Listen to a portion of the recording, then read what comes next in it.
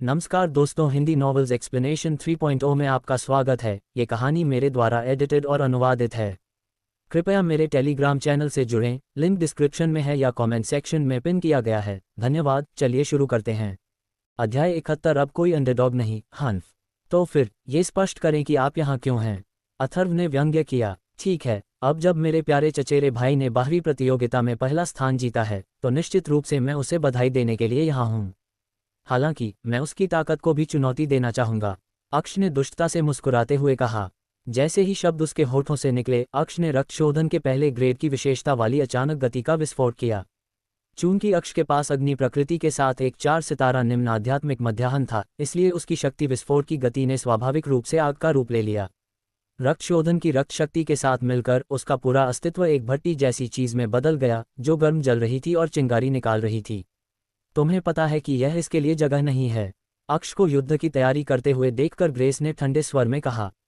अथर्व को एहसास हुआ कि उसका चचेरा भाई उसे अपमानित करने आया था। बाहरी प्रतियोगिता में प्रथम स्थान प्राप्त करने के बाद अथर्व ने अपने मार्शल आर्ट करियर के पहले उच्च बिंदु को पार कर लिया था। इसके बाद से उसे आगे बढ़ने का अवसर दिया गया था। अक्ष की ताकत को जानते हुए ये बहुत संभव था कि अगर उसे जोर से मारा जाता तो अथर्व बुरी तरह घायल हो जाता। अक्ष सही समय पर आया था। अक्ष ने अपनी दोस्ती को धोखा देकर और पीछे से उसे छुरा घोंपकर अथर्व को आघात पहुंचाया था। अगर वह बाहरी प्रतियोगिता जीतने के बाद अथर्व को फिर से नीचे खींच सकता था, तो वह जानता था कि जब भी साधना की बात आएगी, अथर्व अपने जीवन के बाकी समय के लिए नीचे रह सकता है। अथर्व के लिए उसके चचेरे भाई का विश्वासघात मारे जाने से भी बदतर था। जैसा कि कहावत है, किसी को मारना वास्तव में उसका दिल तोड़ना है। ठीक है, मेरे छोटे भाई और रॉय कबीले के तथाकथित प्रतिभाशाली, क्या तुम सच में एक महिला के पीछे छिपने जा रहे हो? ग्रेस के शब्दों को अनदेखा करते हुए अक्ष ने अथर्व का मजाक उड़ाया और उसे घूर कर देखा। कृपया चले जाओ, ग्रेस ने फिर से कहा, खुद को मुखर करने के लिए आगे बढ़ी। लेकिन सीन ने उसे रोक दिया। मैं इसका ध्यान रखूंगा, गुरु, अथर्व ने ग्रेस को आश्वस्त करने वाली नज़र से देखते हुए बड़बड़ाया। अथर्व अच्छी तरह से जानता था कि अक्ष के समर्थकों में न केवल सीन जैसे दूसरे मुख्य शिष्य शामिल थे, बल्कि अक्ष की आत्माएं भी शामिल थीं। अथर्व ग्रेस को इससे दूर रखना चाहता था, यह उसकी समस्या थी, और कम से कम अक्ष रक्तशोधन की पहली कक्षा में ही था। अथर्व के लिए अपने चचेरे भाई को जीतना मुश्किल हो सकता है, लेकिन उसके पास निश्चित रूप से लड़ने का मौका था। अच्छा, मुझे ये देखकर खुशी हुई कि पहले स्थान पर बाहरी शिष्य होने से तुम्हें बहुत आत्मविश्वास मिला है, छोटे भाई, अक्ष ने क्रूर मुस्कान के साथ कहा, ये देखकर कि अथर्व ने आखिरकार उसकी चुनौती स्वीकार कर ली थी। अच्छा, क्या अब हम मृत्यु के अखाड़े में जा रहे हैं? क्या हमें जीत के लिए अंतिम प्रयास करना चाहिए? अथर्व ने नोवेलबिन से गंभीरता से कहा, उसके दांत भीगे हुए थे। परेशान मत हो, हम दोनों जानते हैं कि मैं तुम्हें सिर्फ एक चाल से हरा सकता हूँ, अक्ष ने ठंडे स्वर में जवाब दिया। अक्ष जानता था कि मृत्यु के अखाड़े में जाना एक बुरा निर्णय होगा। वह रक्तशोधन का योद्धा था और एक अछूत आत्मा का शिष्य था। अगर वह अपने चचेरे भाई के खिलाफ लड़ाई जीत भी जाता तो भी उसका चेहरा खोना तय था। उसका एकमात्र उद्देश्य अथर्व को अभ्यास करने से हतोत्साहित करना था। इतना ही काफी होगा। अक्ष तुरंत आक्रामक हो गया। अग्नि की ऊर्जा और रक्तशोधन की रक्त शक्ति को प्रवाहित करते हुए उसकी उंगलियां असली शिकारी पक्षी के पंजों में बदल गईं। इसके साथ ही वह अथर्व पर भयंकर रूप से टूट पड़ा। अक्ष में भी प्रकाश बोध भड़क उठा। उसने ऐसा करने के लिए अपनी लगभग सारी शक्ति लगा दी, क्योंकि वह जानता था कि वह जोखिम नहीं उठा सकता। उसने जो गति उत्पन्न की, उससे यह स्पष्ट था कि यह चाल रक्तशोधन के प्रथम श्रेणी के अधिकांश योद्धाओं की चाल जितनी ही शक्तिशाली थी। ऐसी शक्तिशाली चाल के सामने अथर्व का मन शांत हो गया। वह जीवित रहने, लड़ने और अपने प्रतिद्वंद्वी को मारने पर केंद्रित था। वह डर को भूल गया। वह एक बार अक्ष से हार चुका था और ऐसा फिर कभी नहीं होगा। अब अथर्व एक बेहतरीन योद्धा था। वह अब एक ऐसा दलित नहीं था जिसे हिम संप्रदाय बेकार कहता था। बूम! पलक झपकते ही अथर्व ने सीधे 9 डिग्री बॉडी रिफाइनिंग फॉर्मूला की दूसरी डिग्री का इस्तेमाल किया। नारंगी चमक में समाया हुआ वह युद्ध के देवता जैसा लग रहा था। अथर्व द्वारा इस्तेमाल किए गए 9 डिग्री बॉडी रिफाइनिंग फॉर्मूला की दूसरी डिग्री ने सीन और अक्ष दोनों को आश्चर्यचकित कर दिया, क्योंकि वे भी इस बॉडी रिफाइनिंग साधना पद्धति में रुचि रखते थे। तुरंत आग, बर्फ और प्रकाश बोध सभी ने घेरा बना लिया अथर्व की दाहिनी मुट्ठी। भक्षक क्षेत्र, भक्षक रन। उसने अपने मन में दहाड़ते हुए भक्षक क्षेत्र में सभी रन सक्रिय कर दिए जिन्हें वह लॉन्च कर सकता था। अचानक अथर्व का पूरा दाहिना हाथ चमकते भक्षक रन से भर गया। एक मजबूत बल हवा में भर गया जो अक्ष की गति के बराबर था। सीन अथर्व के बल से चौंक गया, क्योंकि प्रतियोगिता के दौरान ये कमजोर लग रहा था। अक्ष हैरान और क्रोधित था। अथर्व की शक्ति ने एक बार फिर साबित कर दिया कि उसके आध्यात्मिक मेरिडियन में दोहरी प्रकृति थी, लेकिन ये कास्टिंग कौशल के लिए भी उपयुक्त था। काश उसके पास एक पूर्ण आध्यात्मिक मेरिडियन होता। कोई केवल कल्पना कर सकता है कि उसने अब तक कितने अद्भुत कारनामे किए होंगे। अथर्व की तेजी से प्रगति अक्ष के दिल में ईर्ष्या और आक्रोश कैसे नहीं भर सकती थी। ओह, यह अच्छी बात है कि उसका आध्यात्मिक मेरिडियन हटा दिया गया। अक्ष ने अपने दांत पीसते हुए खुद से कहा। अक्ष की शक्ति बढ़ती जा रही थी, जिससे उसकी चाल की शक्ति बढ़ गई। बूम! अगले ही पल मुट्ठी और पंजे टकराए और जोरदार गर्जना के साथ फट गए, जिससे हवा की लहरें उठीं और दोनों ही उड़ गए। टक्कर के समय अक्ष की आंखें गहरी हो गईं और वह और भी उत्साहित हो गया। उसे पूरा भरोसा था कि वह इस चाल से अथर्व को हरा सकता है और यह असफलता अथर्व को उसकी आखिरी सांस तक परेशान करेगी। लेकिन उसने खुद को बहुत ज्यादा आंक लिया और अपने प्रतिद्वंद्वी की असली ताकत का अंदाजा लगाने में विफल रहा। टक्कर के समय अक्ष को लगा कि एक जंगली जानवर का वार उसके साथ टकरा रहा है और एक जबरदस्त ताकत उसके पंजों से होकर उसके शरीर के बाकी हिस्सों पर फैल गई। जब ऐसा हुआ तो उसने महसूस किया कि ये महान ताकतें उसके पंजों की ताकत को चूस रही हैं। घटनाओं के एक अप्रत्याशित मोड़ में अक्ष की शक्ति अथर्व की मुट्ठी में स्थानांतरित हो गई। उतार चढ़ाव के साथ अथर्व, त्वचा शोधन की 9वीं कक्षा का योद्धा, रक्त शोधन की पहली कक्षा के अक्ष के पूरे हमले का सामना करने में कामयाब रहा। अक्ष को अभी तक पता नहीं था, लेकिन ये कैस मैनुअल की शक्ति थी, दुनिया की सबसे शक्तिशाली मैनुअल। बम! सुस्त अंगूठे के साथ अथर्व भारी रूप से पीछे हट गया और जमीन पर खरोंच छोड़ गया। लेकिन अक्ष वहीं खड़ा रहा, बिना हिले। हालांकि ये स्पष्ट था कि अथर्व बिना किसी चोट के बाहर निकल आया था, सिवाय उसके हाथ में अदृश्य दर्द के। ये कैसे संभव है? सीन ने घटनाओं के इस मोड़ पर अविश्वसनीय रूप से कहा। उसने जल्दी से अक्ष को चिंतित आंखों से देखा, ये पूछने की कोशिश करते हुए कि क्या हुआ था। तुम्हारे मारने के बाद अथर्व को चोट क्यों नहीं लगी? सीन की सवालिया निगाहों से बचते हुए अक्ष केवल अपने चचेरे भाई को गुस्से से घूर सकता था, अगले दौर में उसे मारना चाहता था। लेकिन उसे ये भी एहसास हो गया था कि उसे अपनी इच्छाओं को पूरा करने का कभी मौका नहीं मिलेगा। अगर उसने एक और कदम उठाने की भी कोशिश की तो ग्रेस बड़ी संख्या में शिष्यों को बुलाएगी और एक साथ मिलकर उसे रोक देगी। इन दिनों तुम्हारी इतनी तरक्की है, अथर्व ने तिरस्कारपूर्वक अपना दाहिना हाथ हिलाते हुए कहा। अथर्व अंदर ही अंदर खुश हो रहा था। वह भक्षण कौशल से पूरी तरह प्रभावित था। उसने उम्मीद नहीं की थी कि भक्षण कौशल उसके पहले प्रयास में इतना शक्तिशाली होगा। कम से कम इस हद तक नहीं कि वह रक्त शोधन के प्रथम श्रेणी के योद्धा के सामने खड़ा हो सके। तुम अभी भी यहाँ क्यों हो? चलो चलें, शॉन ने शांत भाव से अक्ष से कहा, जाने के लिए उत्सुक। वह स्नो वल्चर की पीठ पर चढ़ गया। अक्ष ने अथर्व को घृणा से भरी तीखी नज़र से देखा और उसके पीछे चला गया। अथर्व, क्या तुम ठीक हो? ग्रेस ने बेचैनी से अथर्व से पूछा। चिंता मत करो मास्टर, मैं अब वह दलित व्यक्ति नहीं रहा जिसे अक्ष धमका सके और लात मार सके, अथर्व ने ठंडे स्वर में कहा, क्योंकि उसने स्नो वल्चर को दूर से एक धब्बा बनते देखा। अध्याय 72 5 जानवर कला। तुम्हारे साथ क्या हुआ? तुम्हें स्किन रिफाइनमेंट में एक आदमी ने पीटा था। स्नो वल्चर की पीठ पर शॉन ने ठंडे स्वर में पूछा, जैसे वह अक्ष को थप्पड़ मारकर मार डालना चाहता था। मैं माफ़ी चाहता हूँ मेरे सीनियर। उसकी दोनों आंखें ज़मीन पर थीं और उसकी भौहें छू रही थीं क्योंकि अक्ष को अपने बारे में बहुत बुरा लग रहा था। शॉन के मन में उसके बारे में जो विचार थे उन्हें बदलने के लिए उसके पास कुछ भी नहीं था, कोई स्पष्टीकरण नहीं था। ठीक है, इससे कोई फर्क नहीं पड़ता कि तुम हार गए। पूर्ण आध्यात्मिक मेरिडियन के बिना एक आदमी की तुलना किसी भी तरह से तुमसे नहीं की जा सकती। शॉन अब और बातचीत नहीं करना चाहता था, इसलिए उसने अपना हाथ हिलाया और कहा, लेकिन उसकी ऋणिक शक्ति वास्तव में अजीब है। शॉन ने घृणा और विस्मय दोनों में अपनी आंखें मूंदते हुए कहा। शॉन ने देखा था कि अथर्व का मुक्का क्या करने में सक्षम था, और उसके आश्चर्य के लिए अथर्व आउटर कॉम्पिटिशन में उसने जो कभी देखा था उससे कहीं अधिक शक्तिशाली था। सीन और अक्ष के पास यह वर्णन करने के लिए कोई शब्द नहीं थे कि मैच कितना भयानक था, इसलिए उन्होंने आंगन की ओर पीठ कर ली और चले गए। दूसरी ओर अथर्व ने बिना कोई बातचीत करने के इरादे से उन्हें जाने दिया और तेजी से सांस ली। जितना अथर्व ने मैच जीता, अक्ष ने उसे थका दिया। अक्ष एक रक्त शोधन योद्धा था जिसकी ताकत ने अथर्व को ठोस नुकसान पहुंचाया, जो बाहरी प्रतियोगिता से पूरी तरह से उबर नहीं पाया था। उसके मुक्कों ने अथर्व को अपनी सांस रोकने पर मजबूर कर दिया। अथर्व लड़ाई से थक गया था, उसकी मांसपेशियों में दर्द हो रहा था और उसकी आंखें अब खुली नहीं रह सकती थीं। उसने आराम करने का विकल्प चुना और मैच के बाद घर चला गया। वह अपने बिस्तर पर लेट गया और एक दिन तक आराम किया जब तक कि वह बाहर जाने के लिए तैयार नहीं हो गया। अगली सुबह उसने हीथर को अपने साथ जाने और आउटर कॉम्पिटिशन से जीता हुआ पुरस्कार लेने के लिए कहा। हीथर और अथर्व ने सबसे पहले मेडिसिन पवेलियन जाने का फैसला किया ताकि वे अपनी जीती हुई कुछ गोलियां ले सकें। हीथर को 10 आध्यात्मिक ऊर्जा पोषण गोलियां मिलीं, जबकि अथर्व को 10 रक्त शोधन गोलियां मिलीं। वह पिछली लड़ाई के दौरान अपने प्रदर्शन से बेहतर प्रदर्शन करना चाहता था और उसने अपनी शक्ति के शिखर पर पहुंचने के लिए जो कुछ भी करना था वह किया।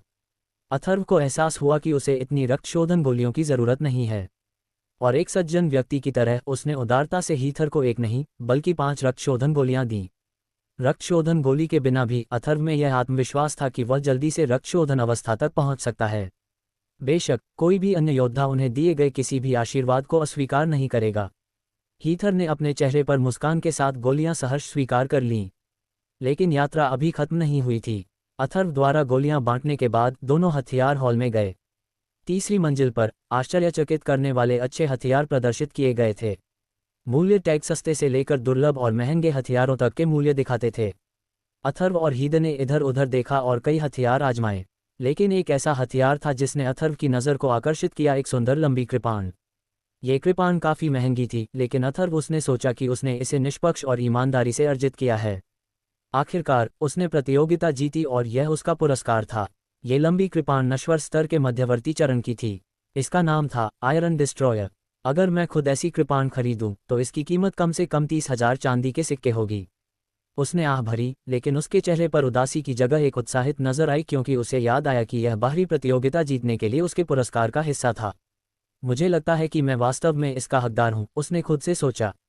अथर्व ने लंबी कृपाण ली और काउंटर की ओर बढ़ गया। हीथर ने भी अपनी पसंद का हथियार चुना। उन्होंने अपने हथियार अपनी पीठ के पीछे रखे और कल्टीवेशन मेथड हॉल में चले गए। दुख की बात है कि हीथर को केवल येलो लेवल के मध्यवर्ती चरण की कल्टीवेशन मेथड मिल सकी, और इसका मतलब था कि वह केवल हॉल की पहली मंजिल पर ही रह सकती थी। उसने अपना हाथ आगे बढ़ाया और अथर्व को अलविदा कहा और अपनी इच्छित सामग्री की तलाश शुरू कर दी। पीले स्तर की साधना पद्धति को पार करने वाले योद्धा होने के नाते अथर्व को दूसरी मंजिल तक पहुंचने का मौका मिला। उसने हीथर को अलविदा कहा और सीढ़ियों से ऊपर चला गया। दूसरी मंजिल आंतरिक शिष्यों से भरी हुई थी। अथर्व ने आसपास के लोगों पर नजर डाली। उसने देखा कि उनमें से कुछ मिलनसार थे, दूसरे नहीं। दूसरों ने उसे देखकर आंखें घुमाईं और दूसरों ने मुस्कुराहट के साथ उसका स्वागत किया। उसने जो कुछ भी देखा उससे बेपरवाह उसका एकमात्र विचार अपने लिए काले स्तर के निचले स्तर पर एक साधना पद्धति चुनना था। क्या मुझे मुट्ठी विधि या कृपाण विधि चुननी चाहिए? एक योद्धा होने के नाते जो खुद को एक योद्धा के रूप में विकसित करने के लिए नए कौशल सीखने के लिए उत्सुक था, अथर्व मुट्ठी और कृपाण दोनों विधियां सीखना चाहता था। लेकिन दुर्भाग्य से उसे केवल एक चुनने की अनुमति थी और इसने उसे कुछ भी चुनने में हिचकिचाहट दी। या तो दोनों या कोई भी नहीं। अथर्व ने निराश होकर अंदर ही अंदर गुस्सा दिखाया। कोई बात नहीं, मुझे देखने दो। उसने अपना सिर हिलाया और ब्लैक लेवल के निचले स्तर पर खेती की विधि के लिए खेती की विधि की अलमारियों को खोजना शुरू कर दिया। वह खुद ही कौशल का पता लगाना चाहता था। अगर वह केवल एक विधि तक ही सीमित रहेगा तो वह कैसे सीख सकता है? अथर्व के लिए आकाश की सीमा थी। अंत में एक के बाद एक शेल्फ खोजने और धूल उड़ाने के बाद अथर्व ने 5 जानवरों की कला नामक एक खेती की विधि पर नजर डाली। मुट्ठी या हथेली की शैली के बजाय 5 जानवरों की कला एक व्यापक कदम था। सामग्री की पूरी समझ के साथ इसे योद्धा अपनी इच्छानुसार किसी भी हथियार का उपयोग करके अपना सकते थे। एक नकली साधना पद्धति के रूप में जो गतिशील और स्थिर, कठोर और नर्म, अंदर और बाहर को जोड़ती है। 5 जानवरों की कला एक ऐसे व्यक्ति द्वारा विकसित की गई थी जिसने इसे 5 प्रकार के भयंकर जानवरों की आदतों पर आधारित किया था। इस पुस्तक पद्धति में उन्होंने 5 प्रकार के जानवरों के बारे में बताया: बाघ, पक्षी, भालू, हिरण और वानर। क्रूर बाघों की विशेषता उनकी उग्रता, शक्ति और साहस थी। ये शक्ति और कोमलता के साथ मिश्रित शक्ति का भी प्रतीक था। डेवलपर के अनुसार यह कोमलता और कठोरता का संयोजन था। क्रूर पक्षी स्वतंत्रता और मुक्ति का प्रतीक थे और विरोधियों का ध्यान न देने योग्य तरीके से अनुसरण करने की क्षमता। भालू का भयंकर जानवर जोरदार, स्थिर और बड़ी चाल का प्रतीक था जो ताकत से सब कुछ वश में कर लेता था। भालू के जानवर से मजबूत हमले और जवाबी हमले सीखे जा सकते थे। हिरण विरोधियों की हल्की हरकत पर तेजी से चलने की क्षमता का प्रतीक था, जो योद्धा को गति और फुर्ती प्रदान करता था। इससे योद्धा को खेल से आगे सोचने और जीत हासिल करने में मदद मिलती थी। बंदर जानवरों ने उनकी चपलता की नकल की, जिससे वे घने जंगलों और चट्टानों के बीच तेजी से आगे बढ़ सकते थे। इससे अभ्यासियों को कुछ कठोर इलाकों और वातावरणों के अनुकूल होने में मदद मिली। ये कहा जा सकता है कि 5 जानवरों की कला एक उत्तम साधना पद्धति थी, क्योंकि इसमें योद्धा की व्यावहारिक क्षमताओं के सभी पहलुओं का सारांश था। लेकिन इसकी व्यापकता भी इसका दोष थी। अधिकांश योद्धा अभ्यास में एक निश्चित मार्ग का अनुसरण करते थे। उदाहरण के लिए, कुछ योद्धा अपनी ताकत के लिए जाने जाते थे, कुछ अपनी क्रूरता के लिए और कुछ अपनी चपलता के लिए। एक प्रकार की क्षमता की ऐसी केंद्रित साधना योद्धा की प्रगति के लिए अधिक अनुकूल थी। एक योद्धा के लिए सभी प्रकार की ताकत रखना और सभी प्रकार के मार्गों का अनुसरण करना कठिन होगा, लेकिन एक बार जब योद्धा एक से अधिक पहलुओं में अभ्यास करते हैं तो वे विचलित होने के लिए बाध्य होते हैं और अंत में कुछ भी हासिल नहीं कर पाते हैं। कुछ लोगों के लिए सभी गुणों में निपुण होने की तुलना में किसी एक पहलू का स्वामी होना बेहतर था, और यही कारण था कि 5 पशु कलाएं एक महान पुस्तक होने के बावजूद कोई भी इसे लेने के लिए दूसरी मंजिल पर नहीं आया। अच्छी पुरानी किताब बस धूल से ढकी हुई थी, कोई नहीं जानता था कि इसे अपनी चरम क्षमता तक कैसे उपयोग किया जाए। लेकिन ये केवल दूसरों के लिए था, अथर्व के लिए नहीं, जिसने सोचा कि यह लगभग उसके लिए ही बनाया गया था, क्योंकि उसके पास सबसे अनोखी आध्यात्मिक मेरिडियन और भक्षण कौशल था, इसलिए वह बिना किसी दबाव के कई पहलुओं में अभ्यास कर सकता था। जब शिष्यों ने अथर्व को देखा 5 जानवरों की कलाएं उठाओ, वे आश्चर्यचकित थे। तुमने वह किताब क्यों चुनी? क्या ये समय और प्रयास की बर्बादी नहीं है? यह एक बेकार किताब है, जाओ कुछ और ले लो। कई शिष्यों ने कहा, ये सही है। 5 जानवरों की कलाएं व्यापक थीं, लेकिन हमारे लिए व्यवहारिक नहीं थीं। तुम समझ नहीं पाए, उसने एक असामान्य रास्ता अपनाया है, क्योंकि उसके पास एक असामान्य आध्यात्मिक मध्याह्न था जो अधूरा था। हा हा हा हा, अन्य आंतरिक शिष्यों ने उपहास के साथ कहा। इसमें कोई संदेह नहीं था कि वे कास्टिंग गुट और शोधन गुट के सदस्य थे जिन्होंने अतीत में उसे अपनी असामान्य शक्तियों के साथ देखा था। उपहास को अनदेखा करते हुए अथर्व ने पुस्तक खोली और अर्थ के साथ शब्द दर शब्द लिया। उसने 5 जानवरों की कलाओं को दिल से याद किया और एक भी शब्द कहे बिना चला गया। हीद ने सीढ़ियों से नीचे जाते हुए कदमों की आवाज़ सुनी। उसने अथर्व को वह किताब दिखाई जिसे उसने अपने चेहरे पर मुस्कान के साथ उठाया था, जैसे कोई बच्चा किसी नए खिलौने के साथ होता है। अथर्व ने मुस्कुराते हुए किताब की ओर देखा। यह ओवरलैपिंग स्टेप्स नामक चरणों की एक साधना विधि थी। उनकी यात्रा जारी रही। उन्होंने साधना विधि हॉल छोड़ दिया और स्नो सेक्ट के ट्रेजर टॉवर की ओर अपनी यात्रा जारी रखी। हीद, स्वर्ग और पृथ्वी से किस तरह के खजाने तुम चाहती हो? मैं तुम्हारे लिए एक चुन लूंगा, उसने पूछा। अथर्व हीद के साथ बहुत उदार था कि उसने ट्रेजर टॉवर में स्वर्ग और पृथ्वी से 2 तरह के खजाने चुनने के अपने अवसर का उपयोग किया। वह उसके साथ कभी कंजूस नहीं रहा और इसलिए उसने हीद के लिए एक चुनने का फैसला किया। कोई बात नहीं अथर्व, तुम्हें बदला लेना होगा। तुम 2 खजानों का मुझसे ज्यादा इस्तेमाल कर सकती हो। हीद ने अपना सिर हिलाया और कहा, एक साथ ताकत को बढ़ावा देना असंभव है और स्वर्ग और पृथ्वी से एक खजाना मुझे एक पल में मजबूत नहीं बना देगा। इसलिए छोटी हीद, मैं ईमानदारी से तुम्हें एक देना चाहता हूँ। अथर्व मुस्कुराया। ठीक है, तो ठीक है। अथर्व की बातें सुनकर हीथर के गालों पर हल्की लाली आ गई और उसने शर्म से खजाने को स्वीकार कर लिया। इस समय हीथर ने अब छोटी हीथर कहलाने से भी इनकार नहीं किया, क्योंकि उसने अथर्व को पहचान लिया था। नोवेल बिन, चूंकि आप जल गुण की खेती विधि का अभ्यास कर रहे हैं, इसलिए मैं आपको इस गुण का स्वर्ग और पृथ्वी से एक खजाना खोजने की पूरी कोशिश करूंगा, अथर्व ने कहा। लंबी सैर के बाद वे आखिरकार स्नो सेक्ट के ट्रेजर टॉवर पर पहुंच गए। यह एक खाली जगह थी जिसके बीच में लोहे से बना एक विशाल खजाना टॉवर था। बर्फ ने टॉवर को घेर लिया था और इसे ठंडा महसूस करा रहा था। इसके अलावा कुछ शिष्य यहाँ आते थे क्योंकि खजाना टॉवर स्नो सेक्ट के लिए एक महत्वपूर्ण स्थान था और उन्हें अपनी इच्छा से यहाँ जाने की अनुमति नहीं थी। उन्हें इस स्थान पर जाने के लिए अनुमति की आवश्यकता थी। ये बहुत महत्वपूर्ण खजाना टॉवर है।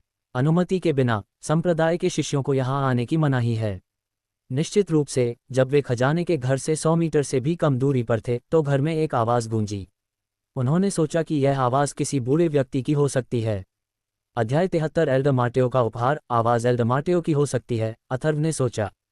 यहाँ आने से पहले ग्रेस ने उसे स्नो सेक्ट के खजाना टॉवर के बारे में कुछ बताया था।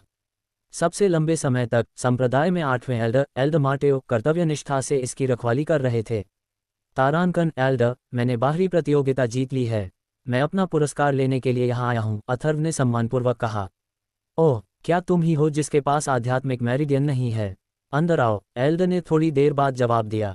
लेकिन तुम्हें अकेले आना होगा, उसने कहा, जिसका मतलब था कि हीथर उसके साथ टॉवर के अंदर नहीं आ सकती। क्या तुम यहाँ बाहर ठीक हो? अथर्व ने उससे पूछने के लिए मुड़कर देखा। हीथर ने धीरे से मुस्कुराकर कहा कि वह ठीक होने वाली है। इसके साथ ही अथर्व टॉवर के अंदर चला गया। उसने पूरी जगह को देखा। ग्राउंड फ्लोर के आसपास केवल कुछ ही चीजें मिल सकती थीं, कुछ टेबल, कुर्सियां, कुशन और एक बड़ा कच्चा लकड़ी का बिस्तर। यह मंजिल वह जगह होगी जहां एल्डर मार्टेओ खुद की खेती करते थे, अथर्व ने खुद से सोचा। अथर्व ने कुछ देर तक उस जगह को देखा जब तक कि उसने एक सफ़ेद बालों वाले बूढ़े आदमी को कुर्सी पर बैठे हुए एक कप चाय पीते हुए नहीं देखा। अथर्व ने अनुमान लगाया कि वह एल्डर मार्टेओ ही होगा। एल्डर, अथर्व ने सम्मानपूर्वक अभिवादन किया। अथर्व की आवाज़ सुनकर एल्डर मार्टेओ ने अपनी चाय का प्याला टेबल पर रख दिया और अपनी नज़र अथर्व पर घुमाई। उसने उसे ध्यान से देखा, उसे ऊपर से नीचे तक देखा। एल्दर माटेओ ने हल्की मुस्कान बिखेरी और कुछ देर सोचने के बाद उन्होंने कहा, असाधारण। मैं देख रहा हूं कि आपकी त्वचा शोधन की नींव बहुत अच्छी है। धन्यवाद, एल्दर। अथर्व ने सिर झुकाया। संप्रदाय के 8वें एल्डर द्वारा स्वीकार किए जाने पर उन्हें सम्मानित महसूस हुआ। 9 डिग्री बॉडी रिफाइनिंग फॉर्मूला के बारे में क्या आप मुझे दिखा सकते हैं? एल्डर माटेओ ने चाय पीते हुए पूछा। अथर्व इस अजीब अनुरोध से दंग रह गया। वह बूढ़े व्यक्ति के अनुरोध से हैरान रह गया। स्तब्ध होकर उसने खुद को शांत किया और जवाब दिया, हाँ एल्डर। अथर्व ने 9 डिग्री बॉडी रिफाइनिंग फॉर्मूला को सक्रिय करने के लिए अपनी आध्यात्मिक ऊर्जा को बुलाया। उसका पूरा शरीर तुरंत नारंगी हो गया। अद्भुत, वास्तव में उल्लेखनीय। आखिरकार कोई इस फॉर्मूले को फिर से सफलतापूर्वक विकसित कर सकता है। पिछली बार से 1000 साल हो गए हैं। एल्डर माटेओ ने शांति से देखा, लेकिन उनकी आंखों में एक चमक थी जो उत्साह को जगा रही थी। वह खड़ा हुआ और अथर्व के पास गया। ये लो, इसे पी लो। एल्डर माटेओ ने अथर्व को एक कप चाय दी। एल्डर, कृपया खुद की मदद करें, मुझे प्यास नहीं है। अथर्व ने सराहना की कि एल्डर माटेओ उसे एक कप चाय देंगे, लेकिन उसने फिर भी विनम्रता से मना कर दिया। बस इसे पी लो, एल्डर माटेओ ने बेपरवाही से कहा। उसे उम्मीद नहीं थी कि अथर्व उसे मना कर देगा। हाँ एल्डर, अथर्व ने स्वीकार किया। वह एल्डर माटेओ के बुरे पक्ष में नहीं रहना चाहता था, इसलिए उसने सोचा कि इसके बजाय चाय पीना बेहतर होगा। उसने एल्डर माटेओ से कप लिया और एक ही घूंट में उसकी सारी सामग्री पी ली। चाय का घूंट पीने के तुरंत बाद उसे तुरंत एहसास हुआ कि इसमें कुछ अलग था। ये साधारण चाय नहीं थी। वह अपने पेट में कुछ उबलता हुआ महसूस कर सकता था, एक बहुत बड़ी गर्मी जो अंदर से निकल रही थी। उसे लगा कि उसने जो चाय पी थी वह कभी भी उसके पेट को जला सकती थी। आखिरकार चिलचिलाती गर्मी उसके शरीर के अन्य हिस्सों में फैलने लगी। एल्डर, ये? अथर्व ने आशंकित होकर पूछा और उसने अंदर की गर्मी को शांत करने के लिए अपने पेट को पकड़ लिया। अगर आप जलना नहीं चाहते हैं तो बेहतर होगा कि आप बैठ जाएं और खुद को साधना शुरू करें, एल्डर माटेओ ने मुस्कुराते हुए सुझाव दिया।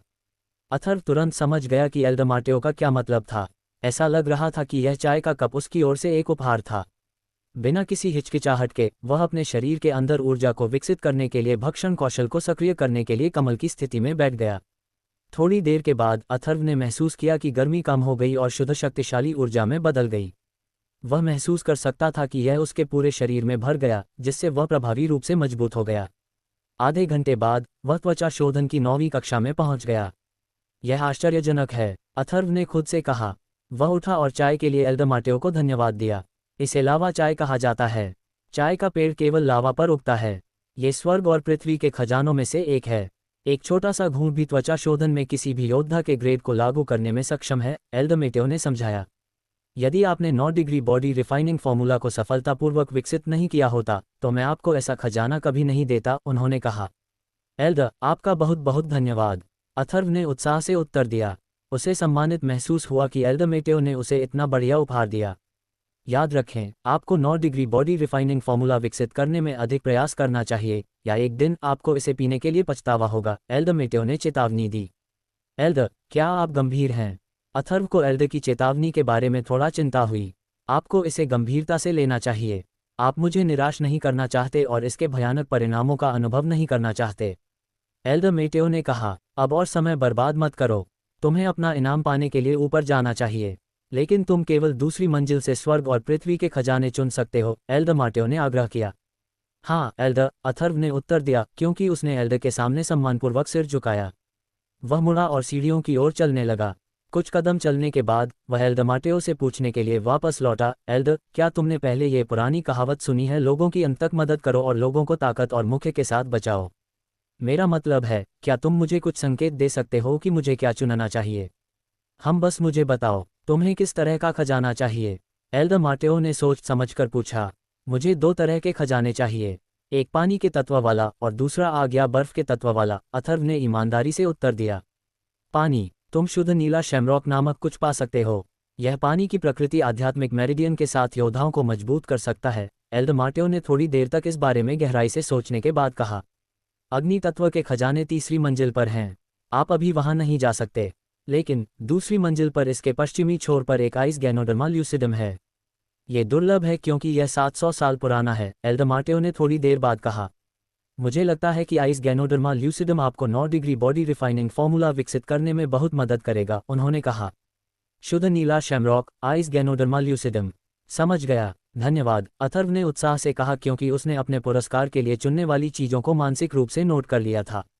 वह खुश था कि उसने एल्डरमाटेओ से पूछा था और उनके कुछ बुद्धिमानी भरे सुझाव सुन पाया था। फिर वह जल्दी से दूसरी मंजिल पर भाग गया। वस्तुओं की तलाश में लगभग आधे घंटे के बाद अथर्व को दूसरी मंजिल पर दोनों खजाने मिल गए, जिसके बारे में एल्डरमाटेओ ने उसे बताया था कि शुद्ध नीले रंग की शमरॉक में 3 पत्तियां होती हैं। अथर्व इसे पकड़कर भी जल तत्व की शक्तिशाली ऊर्जा को महसूस कर सकता था और किसी तरह यह उसे गर्माहट का एहसास कराती थी।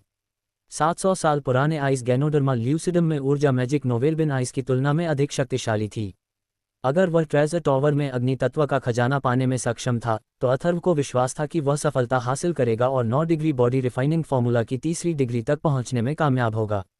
एल्डरमाटेओ को अलविदा कहने के बाद अथर्व बहुत प्रसन्नता के साथ ट्रेजर टॉवर से चला गया। हीदर, ये रहा, ये शुद्ध नीला शमरॉक है, अथर्व ने कहा, इसे उत्साहपूर्वक हीदर को सौंपते हुए। अथर्व, बहुत बहुत धन्यवाद, उसने खुशी से जवाब दिया, इसे अथर्व के हाथ से लेते हुए। जैसे ही उसने इसे छुआ, उसने जल तत्व की शक्तिशाली ऊर्जा को महसूस किया। ओह, क्या तुम दोनों डेटिंग कर रहे हो? उन दोनों ने किसी को चिढ़ाते हुए चिल्लाते हुए सुना। 2 युवा पुरुष धीरे धीरे उनकी ओर बढ़ रहे थे। उनमें से एक रूफस था, जो बाहरी शिष्यों में पहले नंबर 1 था। ये स्पष्ट था कि रूफस यहाँ ट्रेजर टॉवर से अपना पुरस्कार लेने आया था। अथर्व ने दूर से देखने के लिए अपनी आंखें मूंद लीं कि रूफस के साथ कौन आया था। हालांकि उसे यकीन नहीं था कि उस आदमी ने किस स्तर पर साधना की थी, लेकिन वह बता सकता था कि वह रक्तशोधन में एक आंतरिक शिष्य था। रूफस, देखो, यह आध्यात्मिक मेरिडियन के बिना आदमी है, जिसने तुम्हें बाहरी प्रतियोगिता में हराया था, युवक ने कहा। उसने तिरस्कार में अथर्व की ओर एक नज़र डाली और शब्दों को उगल दिया। अगर तुम कल बाहर नहीं होते, तो तुम्हें पता होता कि मैं कैसे गलती से हार गया। रूफस ने खुद का बचाव किया। मैं तुम्हारी क्षमता को अच्छी तरह जानता हूँ। भले ही मैंने कल तुम्हारी लड़ाई नहीं देखी, लेकिन मुझे पूरा यकीन है कि उसने तुम्हें हराने के लिए कुछ चालाक तरीकों का इस्तेमाल किया था। चलो अब मैं उसे सबक सिखाता हूँ, जेरोम ने गुस्से में कहा और मुट्ठियां भींच लीं। अपनी बात पूरी करने से पहले ही वह अथर्व की ओर भागा। जेरोम ने अपनी ऊर्जा इकट्ठा करना शुरू कर दिया। अथर्व को लगा कि जेरोम रक्तशोधन के पहले दर्जे पर है क्योंकि वह और करीब आ रहा था। जेरोम, रुको, रूफस ने झिझकते हुए कहा, मेरे कौशल उसके जितने अच्छे नहीं हैं।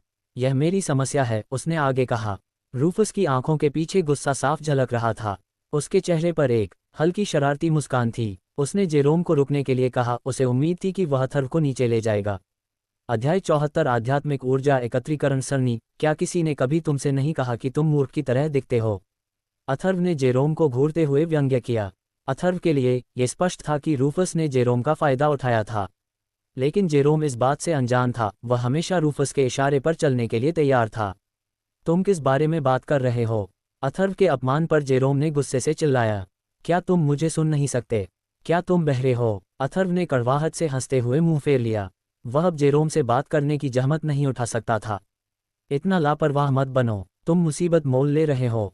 बेहतर होगा कि तुम मुझसे माफ़ी मांगो और स्वर्ग और पृथ्वी से खजाने को उनके असली मालिक को लौटा दो। अगर तुम उन्हें रूफस को नहीं दोगे, तो मैं तुम्हें बुरी तरह पीटूंगा। जेरोम चिल्लाया, अथर्व पर हमला करने के लिए दौड़ा। उसकी रक्त शक्ति और आध्यात्मिक ऊर्जा एक झटके में उससे बाहर आ गई। अपनी गरजती शक्ति से घिरे अपने दाहिने मुट्ठी के साथ जेरोम ने अथर्व पर वार किया। जेरोम का मुक्का अक्ष के मुक्के से बहुत कम शक्तिशाली है। ऐसा लगता है कि उसे रक्तशोधन में सफलता मिले हुए कुछ ही दिन हुए हैं। अथर्व ने जेरोम की मुट्ठी की शक्ति का आकलन करते हुए सोचा। वह शांत था, ये जानते हुए कि डरने की कोई बात नहीं है। धीरे से हीथर को एक तरफ धकेलते हुए अथर्व आगे बढ़ा और लापरवाही से मुक्का मारा। वह उसी तरह जेरोम के पास गया जैसे उसने अक्ष से निपटा था। अपनी पूरी ताकत लगाकर और भक्षण करने वाले रूनों का उपयोग करते हुए अथर्व की मुट्ठी एक शक्तिशाली मुक्के में जेरोम की मुट्ठी से टकराए। धमाका! एक जोरदार धमाके के साथ जेरोम पीछे की ओर उड़ गया और एक भारी धमाके के साथ जमीन पर गिर गया। रूफस ने जो देखा उससे दंग रह गया। ये कैसे हो सकता है? वह चिल्लाने से खुद को नहीं रोक पाया। हालांकि जेरोम मार्शल आर्ट में कोई जीनियस नहीं था, फिर भी वह रक्तशोधन के प्रथम श्रेणी में एक उत्कृष्ट योद्धा था। तो वह एक ही वार में अथर्व द्वारा कैसे गिराया जा सकता था? जहां तक जेरोम का सवाल है, वह स्तब्ध था। वह अथर्व को घूरता रहा, बुरी तरह डर गया। अब से आपको पहले ये पता लगाना चाहिए कि क्या आप अपने प्रतिद्वंद्वी को हराने की संभावना रखते हैं, इससे पहले कि आप दूसरों की लड़ाई लड़ने की कोशिश करें, अथर्व ने ठंडे स्वर में कहा, जेरोम को घूरते हुए। अथर्व ने अपना सिर घुमाकर रूफस को घूरा। अगर तुम मुझसे बदला लेना चाहते हो तो मुझसे लड़ सकते हो अपने आप को। या इससे भी बेहतर, अपनी आज्ञा पूरी करने के लिए एक बेहतर योद्धा ढूंढो। उसने थूका। इन शब्दों के साथ अथर्व बिना पीछे देखे हीथर के साथ चला गया और रुफ्स और जेरोम को उसे जाते हुए देखने के लिए पीछे छोड़ दिया। रुफ्स ने गुस्से से गुर्राहट की, लेकिन जेरोम अभी भी पूरी तरह से स्तब्ध होकर जमीन पर फैला हुआ था। अपने आंगन में लौटने के बाद अथर्व ने अपनी चीजें इकट्ठी की और उस पहाड़ पर चढ़ने की तैयारी की जहां ज़ेनिथ रहता था। स्नो सेक्ट में एक परंपरा थी कि जिस पहाड़ पर वर्तमान संप्रदाय प्रमुख रहता था उसका नाम उसके नाम पर रखा जाता था। इस प्रकार जिस पहाड़ पर ज़ेनिथ रहता था उसका नाम ज़ेनिथ पर्वत रखा गया, जो स्नो सेक्ट के ठीक बीच में स्थित था। लगभग 2 घंटे बाद अथर्व ज़ेनिथ पर्वत पर पहुंच गया। पहाड़ एक पहाड़ी जैसा लग रहा था क्योंकि यह इतना ऊंचा नहीं था। पहाड़ के ऊपर एक बड़ा और शानदार यार्ड अकेला खड़ा था। पठार के रूप में खुली भूमि का एक विस्तृत क्षेत्र था, लेकिन आसपास के सैकड़ों मीटर तक कोई अन्य शिष्य दिखाई नहीं दे रहा था। पहाड़ में प्रवेश करने के बाद अथर्व ने ज़ेनिथ की आवाज़ सुनी। अथर्व, वहाँ रुको, मैं एडगर से कहूँगा कि वह तुम्हें मुझसे मिलवाए। एडगर नीचे आया, नमस्ते किया और अथर्व को यार्ड में ले गया। वहाँ जाते समय एडगर ने अथर्व को बताया कि ज़ेनिथ पर्वत पर कई व्यूह रचनाएं मौजूद हैं। अगर बोन रीइंफोर्समेंट का कोई बेहतरीन योद्धा गलती से भी उन्हें छू ले तो वे योद्धा के शरीर को टुकड़े टुकड़े कर सकते थे। यही कारण था कि ज़ेनिथ ने एडगर को अथर्व को उसके स्थान पर ले जाने के लिए नीचे जाने का निर्देश दिया था। इस समय ज़ेनिथ यार्ड में एक छोटे से कमरे में कैटेल हेसॉप पर अपने पैरों को क्रॉस करके बैठा था। अथर्व, मुझे लगता है कि तुम जानते होगे कि मैंने तुम्हें यहाँ क्यों बुलाया है, ज़ेनिथ ने अथर्व के आगमन को देखकर कहा। मुझे लगता है कि ऐसा इसलिए हो सकता है। खैर, मैं 9 डिग्री बॉडी रिफाइनिंग फार्मूला की साधना करने में सफल रहा हूँ, अथर्व ने सावधानी से उत्तर दिया। हाँ, ये बिल्कुल सही है। ज़ेनिथ मुस्कुराया। ये स्नो सेक्ट की सबसे अच्छी और सबसे कीमती साधना पद्धति है, लेकिन चूंकि किसी ने भी लगभग 1 साल तक इसका अभ्यास नहीं किया था, हजारों सालों से हमारे ज़्यादातर योद्धा इसे पूरी तरह भूल चुके हैं। नतीजतन उनमें से कई को 9 डिग्री बॉडी रिफाइनिंग फार्मूले के बारे में कोई जानकारी नहीं है। क्या ये साधना पद्धति ब्लैक लेवल के उन्नत चरण से संबंधित है? अथर्व ने पूछा। उसकी आंखें चौड़ी हो गईं। ये ब्लैक लेवल के उन्नत चरण से भी कहीं आगे निकल जाता है, ज़ेनिथ ने जवाब दिया और अपना सिर हिलाते हुए और भी ज्यादा मुस्कुराया। क्या यह अर्थ लेवल की साधना पद्धति है? तुम्हें इस बारे में अभी सोचने की ज़रूरत नहीं है। सबसे ज़रूरी चीज़ जिस पर तुम्हें ध्यान देना चाहिए वह है 9 डिग्री बॉडी रिफाइनिंग फार्मूला साधना। लेकिन इस बारे में कि तुम्हें इसका अभ्यास कैसे करना चाहिए, मैं तुम्हें कोई सलाह नहीं दे सकता। मैं जो कर सकता हूँ वह है तुम्हारी मदद करने की पूरी कोशिश करना। इसीलिए मैंने तुम्हें यहाँ बुलाया है, अथर्व। अथर्व ये शब्द सुनकर हैरान रह गया, उसकी आंखें चमक उठीं। उसे अभी अभी एल्डरमार्टेओ से उपहार मिले हैं और अब ज़ेनिथ उसे एक बेहतर योद्धा बनने में मदद करने जा रहा है।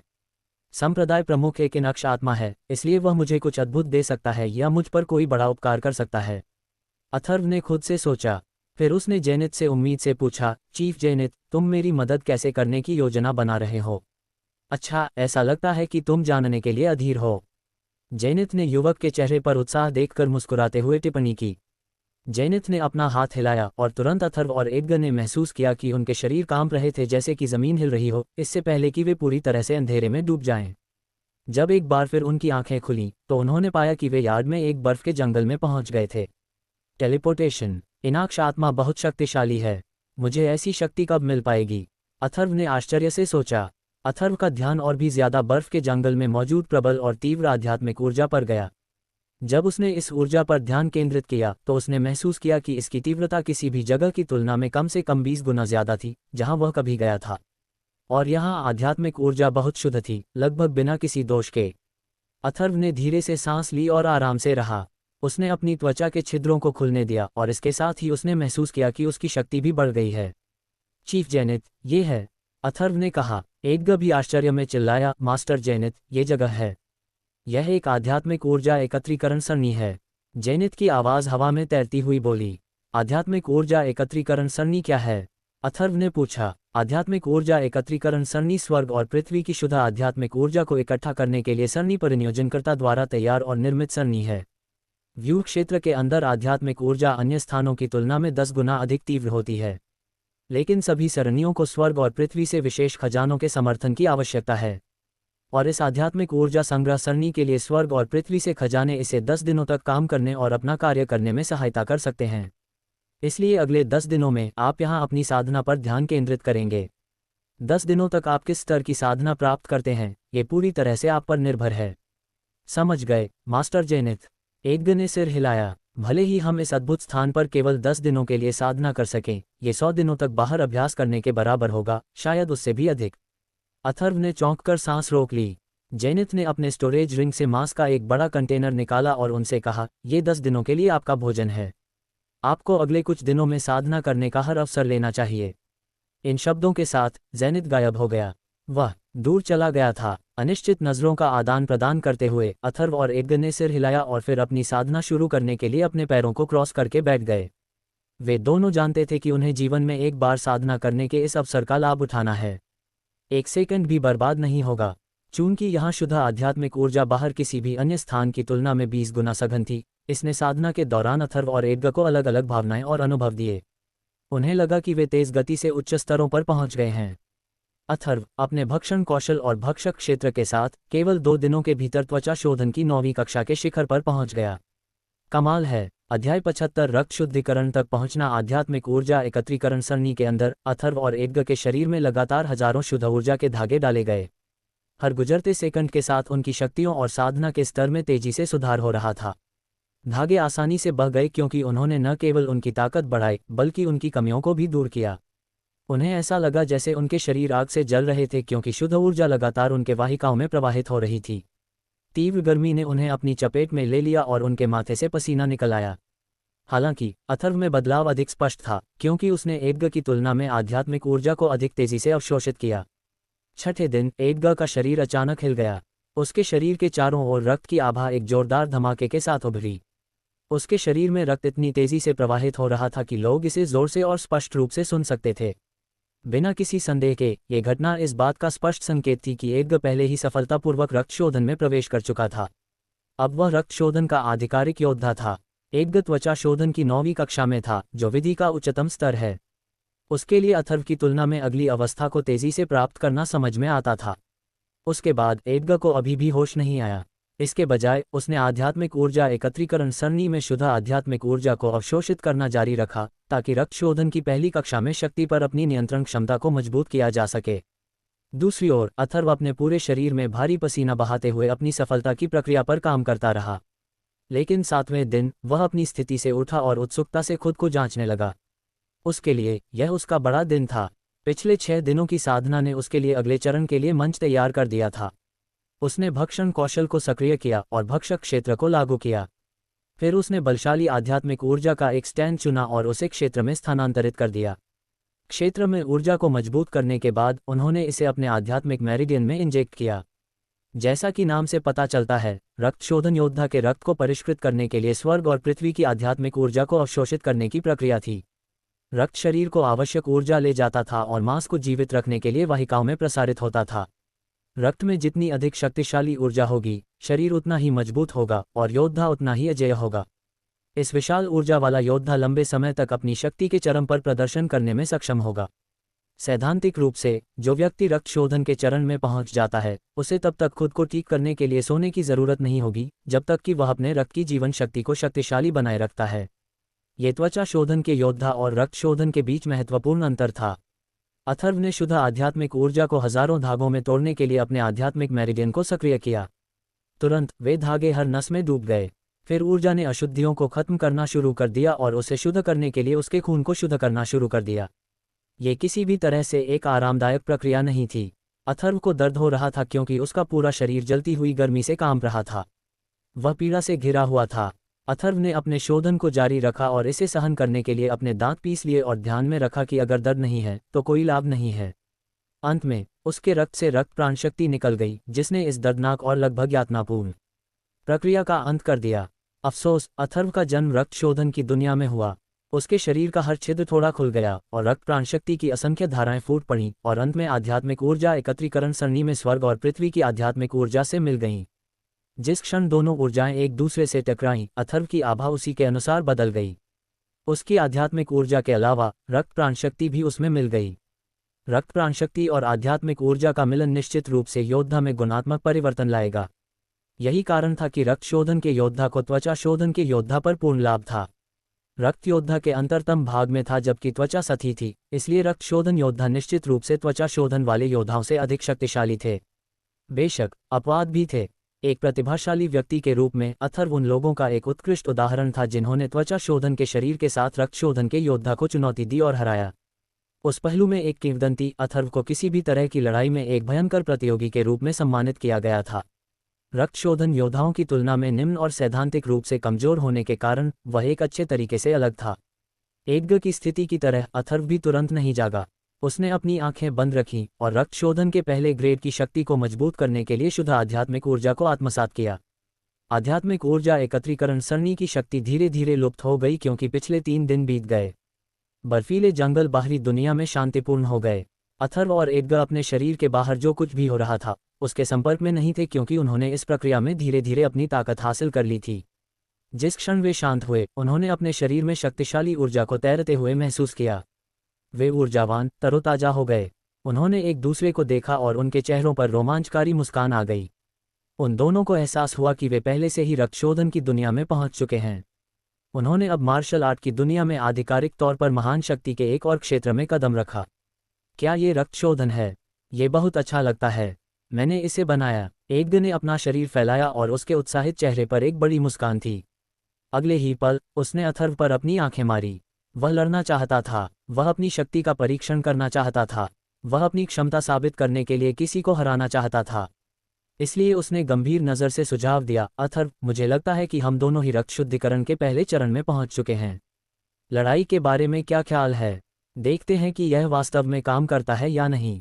किसी भी समय। अथर्व ने बहादुरी से उसकी ओर देखा और मुस्कराते हुए उत्तर दिया। वह भी इसी विचार के बारे में सोच रहा था। वह ये भी देखना चाहता था कि वह रक्त शोधन योद्धा के रूप में कितना शक्तिशाली होगा। एडगर के खिलाफ लड़ना फिलहाल इसे परखने का सबसे अच्छा तरीका था। दोनों ही मार्शल आर्ट के एक नए पहलू में पैदा हुए थे। दोनों योद्धा ये देखने के लिए उत्सुक थे कि प्रक्रिया के बाद उनके शरीर क्या कर सकते हैं। पूरे माहौल में उत्सुकता और उत्साह गूंज रहा था। दोनों योद्धा अपने दोस्ताना युद्ध के लिए तैयार थे। दो आकृतियों से ऊर्जा के विस्फोटों के साथ उनकी शक्तियां एक दूसरे से जोर से टकराईं। उनकी आध्यात्मिक ऊर्जाएं और रक्त जीवन शक्तियां आपस में उलझ गईं और एक दूसरे पर हिंसक हमला किया। ये सिर्फ एक दोस्ताना मैच था और वे एक दूसरे को मारने की कोशिश नहीं कर रहे थे। वे जितनी देर तक लड़ते उन्हें रक्त शोधन की अपनी क्षमताओं के बारे में उतना ही बेहतर पता चलता। इसलिए उन्हें लड़ाई खत्म करने और दर्दनाक प्रक्रिया के बाद वे कितने बेहतर हो गए इसका आकलन करने में लगभग 1 घंटा लग गया। रक्त शोधन की दुनिया में ये बहुत अलग लगता है। मैं किसी भी समय अपने शरीर से रक्त की शक्ति को बाहर निकलता हुआ महसूस कर सकता हूं और लड़ाई की पूरी प्रक्रिया के दौरान खुद को शीर्ष स्थिति में रख सकता हूं। यह आश्चर्यजनक है, अथर्व ने खुशी और अविश्वास के साथ कहा। हाँ, मुझे भी ऐसा ही लगा। रक्त शोधन की शक्ति होना बहुत अच्छा लगता है। एडगर ने भी सिर हिलाते हुए उससे कहा। फिर उसने गंभीर नज़र से पूछा, अरे दोस्त, जब हमने लड़ाई की थी तब तुमने कितनी ताकत लगाई थी? मुझे ठीक ठीक पता नहीं है। शायद मेरी सारी ताकत का लगभग 60%, अथर्व ने मुस्कुराते हुए जवाब दिया, एडगर से वही सवाल पूछते हुए। ओह, समझ गया, मेरा अनुमान सही था। मैंने अपनी सारी ताकत का लगभग 80% इस्तेमाल किया और हम लगभग बराबरी पर आ गए। तुम मुझसे ज़्यादा शक्तिशाली हो। ऐसा लगता है कि अगर हम वाकई मौत की लड़ाई में होते तो मैं तुम्हें हरा नहीं पाता। हालांकि हम रक्त शोधन के एक ही स्तर पर हैं, एडगर ने अथर्व के ईमानदार शब्दों पर निराशा में कराहते हुए कहा। हालांकि एडगर को यह नहीं पता था कि अथर्व ने वास्तव में अपनी आधी से भी कम ताकत लगाई थी। उसने अभी जो शक्ति दिखाई थी उसका एक हिस्सा भक्षण करने वाले रून की शक्ति से आया था। क्या एडगर, क्या तुम इतनी आसानी से यह स्वीकार करने जा रहे हो कि तुम हारे हुए हो? मेरा मानना है कि तुम उससे कहीं ज्यादा हो, अथर्व धीमी आवाज में कहा। जब उसने एडगर को कम आत्मसम्मान के साथ देखा तो वह अपनी नई ताकत का आनंद नहीं ले सका। उसने अपने शब्दों से उसे प्रेरित करने की कोशिश की क्योंकि वह जानता था कि एडगर उससे कहीं ज्यादा है जितना उसने सोचा था। जैसी कि उम्मीद थी, एडगर के चेहरे पर निराशा अचानक गायब हो गई और उसकी जगह मजबूत आत्मविश्वास ने ले ली। अथर्व के शब्दों ने जादू की तरह काम किया और उसके साथी को सकारात्मक रोशनी में आने के लिए प्रोत्साहित किया। मैं समझता हूँ अथर्व, मुझ पर विश्वास करने के लिए धन्यवाद। बस जब भी तुम्हें मन करे मेरी चुनौती लेने के लिए तैयार रहना। एडगर ने निर्णायक और दोस्ताना नज़र से जोर से घोषणा की। एडगर एक चुनौती की तलाश में था, ये देखने के लिए कि उसकी शक्तियाँ कितनी दूर तक जा सकती हैं। और शुक्र है कि अथर्व के शब्दों ने उसके अंदर मार्शल आर्ट के अपने क्षेत्र में सर्वश्रेष्ठ बनने की आग को जगा दिया। हाँ, जैसा कि मैंने कहा, कभी भी। अथर्व मुस्कुराया और आंख मारी। हालांकि वे बहुत कम समय के लिए साथ रहे, अथर्व को पहले ही पता चल गया था कि एडगर किस तरह का व्यक्ति है। वह उसका दोस्त हो सकता है, लेकिन एडगर से दोस्ती करना ही वह सबसे बड़ी बात थी जो अथर्व फिलहाल कर सकता था। एडगर या किसी और पर भरोसा करने में उसे बहुत समय लगेगा। यह ऐसी बात थी जिसे अचानक नहीं लिया जाना चाहिए था, क्योंकि योद्धा से दोस्ती करते समय भरोसा एक बड़ा कारक होता है, खासकर तब जब आप उससे पहले ही कई लड़ाइयां लड़ चुके हों। अथर्व और एडगर अपनी नई मिली ताकत से बेहद रोमांचित थे। उन्होंने अपनी चीज़ें ठीक की, खुद को साफ किया और बर्फीले जंगल से निकलकर वापस उस जगह चले गए जहां ज़ेनिथ था। रक्तशोधन की दुनिया में पहले से ही घुस चुके दो मजबूत शिष्यों द्वारा अभिवादन किए जाने पर ज़ेनिथ बहुत खुश था। अपने मन में वह पहले से ही अथर्व और एडगर को स्नो सेक्ट का भविष्य मानता था, इसलिए उन्हें महान उपलब्धियां हासिल करते देखना उसके लिए बहुत राहत की बात थी। स्नो सेक्ट के प्रमुख के रूप में उन्हें अपने उत्तराधिकारी को चुनने में बहुत सख्त होना पड़ा। ज़ेनिथ ने उन्हें रक्तशोधन की साधना में अपने ज्ञान के बारे में एक व्याख्यान दिया। अथर्व और एडगर उन्हें सिखाने के उसके प्रयास से रोमांचित थे। इस तरह का मौका दुर्लभ था, क्योंकि स्नो सेक्ट के प्रमुख द्वारा निर्देश दिया जाना एक बार माना जाता था और जो कोई भी इससे लाभान्वित होता था उसके लिए सम्मान की बात थी। उन्होंने बिना विचलित हुए ध्यान से सुना। उनके लिए हर सेकंड मायने रखता था, क्योंकि उन्हें शायद दूसरा मौका न मिले। ज़ेनिथ ने जिन सुझावों और संकेतों के बारे में बात की वे उनके लिए बहुत उपयोगी थे। ज़ेनिथ की बात खत्म होने के बाद उसने अथर्व को भेजा दूर। ठीक है, चलो यहीं समाप्त करते हैं। आप दोनों ने बहुत बढ़िया काम किया है। मुझे आप पर गर्व है। अब आप वापस जा सकते हैं। धन्यवाद चीफ जेनिथ। अथर्व ने जाने से पहले उन्हें विदा किया, लेकिन जेनिथ ने अचानक उसे थोड़ी देर और रुकने का संकेत दिया। दूसरी ओर अथर्व को पता नहीं था कि यह किस बारे में था। अथर्व, तुम होशियार हो और मैं तुमसे 9 डिग्री बॉडी रिफाइनिंग फार्मूला के बारे में और बात करना चाहता हूं, जेनिथ ने शांत स्वर में कहा। जेनिथ ने बातचीत समाप्त करने से पहले फार्मूला पर अपने विचारों के बारे में उससे लगभग आधे घंटे तक बात की। उसने देखा कि चर्चा के कुछ हिस्सों में अथर्व की आंखें झुकी हुई थीं, और तभी उसने सोचा कि अथर्व के लिए आज के निर्देश के लिए यह पर्याप्त है। उसके बाद अथर्व ने जेनिथ पर्वत छोड़ने से पहले उसे सम्मानपूर्वक धन्यवाद दिया और अपने स्थान पर वापस चला गया। ग्रेस और हीदर को पहले से ही पता था कि अथर्व पहले ही रक्तशोधन में घुस चुका था। वे दोनों बहुत हैरान थे। यह अफवाह सुनकर कि दोनों योद्धाओं को जेनिथ द्वारा निर्देश दिए जाने का मौका दिया गया था। ग्रेस और हीदर उत्सुक थे कि पिछले 10 दिनों में जेनिथ ने अथर्व को किस तरह के निर्देश दिए थे। अथर्व के सुधार के इस तथ्य ने हीदर को प्रेरित किया। उसने सामान्य से भी अधिक कठिन अभ्यास किया। वह अथर्व से पीछे नहीं रहना चाहती थी, क्योंकि वह उसके जैसी ही मजबूत और शक्तिशाली बनना चाहती थी। अथर्व ने हीदर को उपहार के रूप में 5 रक्तशोधन गोलियां दीं। अब जबकि वह पहले से ही रक्तशोधन का योद्धा था और भक्षण कौशल का मालिक था, रक्तशोधन गोलियां उसके लिए अब उपयोगी नहीं थीं। इसलिए उसने हीदर को एक दयालु प्रस्ताव दिया और उससे कुछ प्रगति की उम्मीद की। अथर्व के सुधार के मार्ग के अगले कुछ दिनों के दौरान उसने 5 जानवरों की कलाओं को समझना शुरू कर दिया। उसने एक असाधारण योद्धा बनने के लिए जो कुछ भी करना था वह किया। उसने एक के बाद एक किताबें पढ़ीं, यहाँ तक कि दोपहर के समय भी वह अपने शिल्प का अभ्यास करता था। उसने 5 जानवरों की कलाओं की साधना पूरी करने के बाद संप्रदाय के बाहर की दुनिया का अनुभव करने के लिए स्नो सेक्ट को छोड़ने की योजना बनाई। खतरे हो सकते हैं, लेकिन केवल उसके माध्यम से ही वह पहले से अधिक मजबूत और कठोर बन सकता था। ऐसे कई लोग थे जो उसकी हर हरकत पर नजर रखते थे, रिफाइनमेंट गुट, कास्टिंग गुट और अक्ष। अथर्व इस बात से अच्छी तरह वाकिफ था। उसे जल्द से जल्द मजबूत बनना था, इससे पहले कि वे उसे जंगल में गायब कर दें। वह कोई असाधारण इच्छा नहीं करेगा, उदाहरण के लिए उन्हें हराने के लिए, लेकिन कम से कम उसे खुद को अन्य योद्धाओं, डाकुओं या किसी भी प्राकृतिक आपदा से बचाने के लिए पर्याप्त मजबूत होना चाहिए जो उसके रास्ते में आ सकती है। दूसरा कारण ये होगा कि वह उन नियमों से दूर स्वतंत्रता चाहता था जो उसे किसी साथी संप्रदाय के सदस्य को मारने से भी रोक सकते थे, भले ही वे उसकी शक्तियों का शिकार करने की कोशिश करें। वह स्नो संप्रदाय में सुरक्षित महसूस नहीं करता था, भले ही कोई उसकी रक्षा कर रहा हो, जैसे कि अनुग्रह, या कुछ और जो उसकी रक्षा कर रहा हो, जैसे कि एक नियम जिसमें कहा गया था कि स्नो संप्रदाय के साथी शिष्यों को एक दूसरे को मारने की मनाही है। जब उन्हें पता चलेगा कि वह बहुत शक्तिशाली है और वह उनकी स्थिति को खतरे में डाल देगा, तो वे निश्चित रूप से उसके खिलाफ कोई योजना बनाएंगे। मौका आने पर वे उसे मार देंगे। अथर्व इस बारे में निश्चित था, इसलिए संप्रदाय को अनुभव करने और खुद को मजबूत बनाने के लिए छोड़ना सबसे अच्छा विकल्प होगा। जब तक वह इस जगह को छोड़ता है, वह अपनी पसंद के अनुसार कहीं भी जा सकता है। उस समय तक उसकी तलाश उन लोगों के लिए घास के ढेर में सुई खोजने जैसा होगा। उसे 5 जानवरों की कलाओं की प्रारंभिक समझ हासिल करने में ज़्यादा समय नहीं लगा। उसके बाद अथर्व मानसिक और शारीरिक रूप से ग्रेस को अलविदा कहने और जाने के लिए तैयार था। हालांकि इससे पहले कि वह कुछ कर पाता, आधी रात को कोई आ धमका। उसने दरवाजे की ओर देखा और आश्चर्यचकित रह गया। वह एग्नेस थी। अथर्व को उसके आने पर काफ़ी हैरानी हुई। वह और एग्नेस एक दूसरे को मुश्किल से जानते थे और वे बिल्कुल भी करीब नहीं थे। लेकिन वह आधी रात को उससे मिलने क्यों आए? क्या आधी रात को बात करने के लिए कोई महत्वपूर्ण बात थी? अथर्व ने सभी कारणों के बारे में सोचा कि सभी लोगों में से एग्नेस उसके पास क्यों जाएगी। अध्याय 76। एग्नेस का अनुरोध। चमकते चांद के नीचे सफ़ेद बर्फ चमक रही थी, जो रात में भी स्नो सेक्ट को रोशन कर रही थी। अथर्व और एग्नेस चांदनी के नीचे एक दूसरे को देखते थे। वह एक सुंदर युवक था और वह एक खूबसूरत महिला थी। वे एक प्यारे जोड़े की तरह लग रहे थे, लेकिन अथर्व की आंखों में एक शरारती चमक थी। एग्नेस, तुम इतनी देर से मुझे ढूंढने आए हो। क्या तुम खालीपन महसूस कर रही हो? अथर्व ने इशारा करते हुए मुस्कुराया। चुप रहो। एग्नेस के पास अथर्व के लिए धैर्य नहीं था जब वह इस तरह से था। हाँ, ठीक है, मुझे माफ़ करें। मैं इस समय तुम्हारे लिए क्या कर सकता हूँ? अथर्व ने मजाकिया लहजे में पूछा। मैं तुमसे एक एहसान मांगना चाहता हूँ, एग्नेस ने धीरे से कहा। कोई एहसान? क्या ये किसी खतरनाक चीज़ के लिए है? अथर्व ने उत्सुकता से पूछा। कोई खतरनाक चीज़ नहीं। अगर ऐसा है तो मैं ये कर सकता हूँ, अथर्व ने कुछ विचार करने के बाद उत्तर दिया। लेकिन तुम्हें मुझे ये बताना ही होगा कि इसमें मेरे लिए क्या है। भले ही तुम वाकई बहुत सुंदर हो, एग्नेस ने इस पर नाराजगी जताई।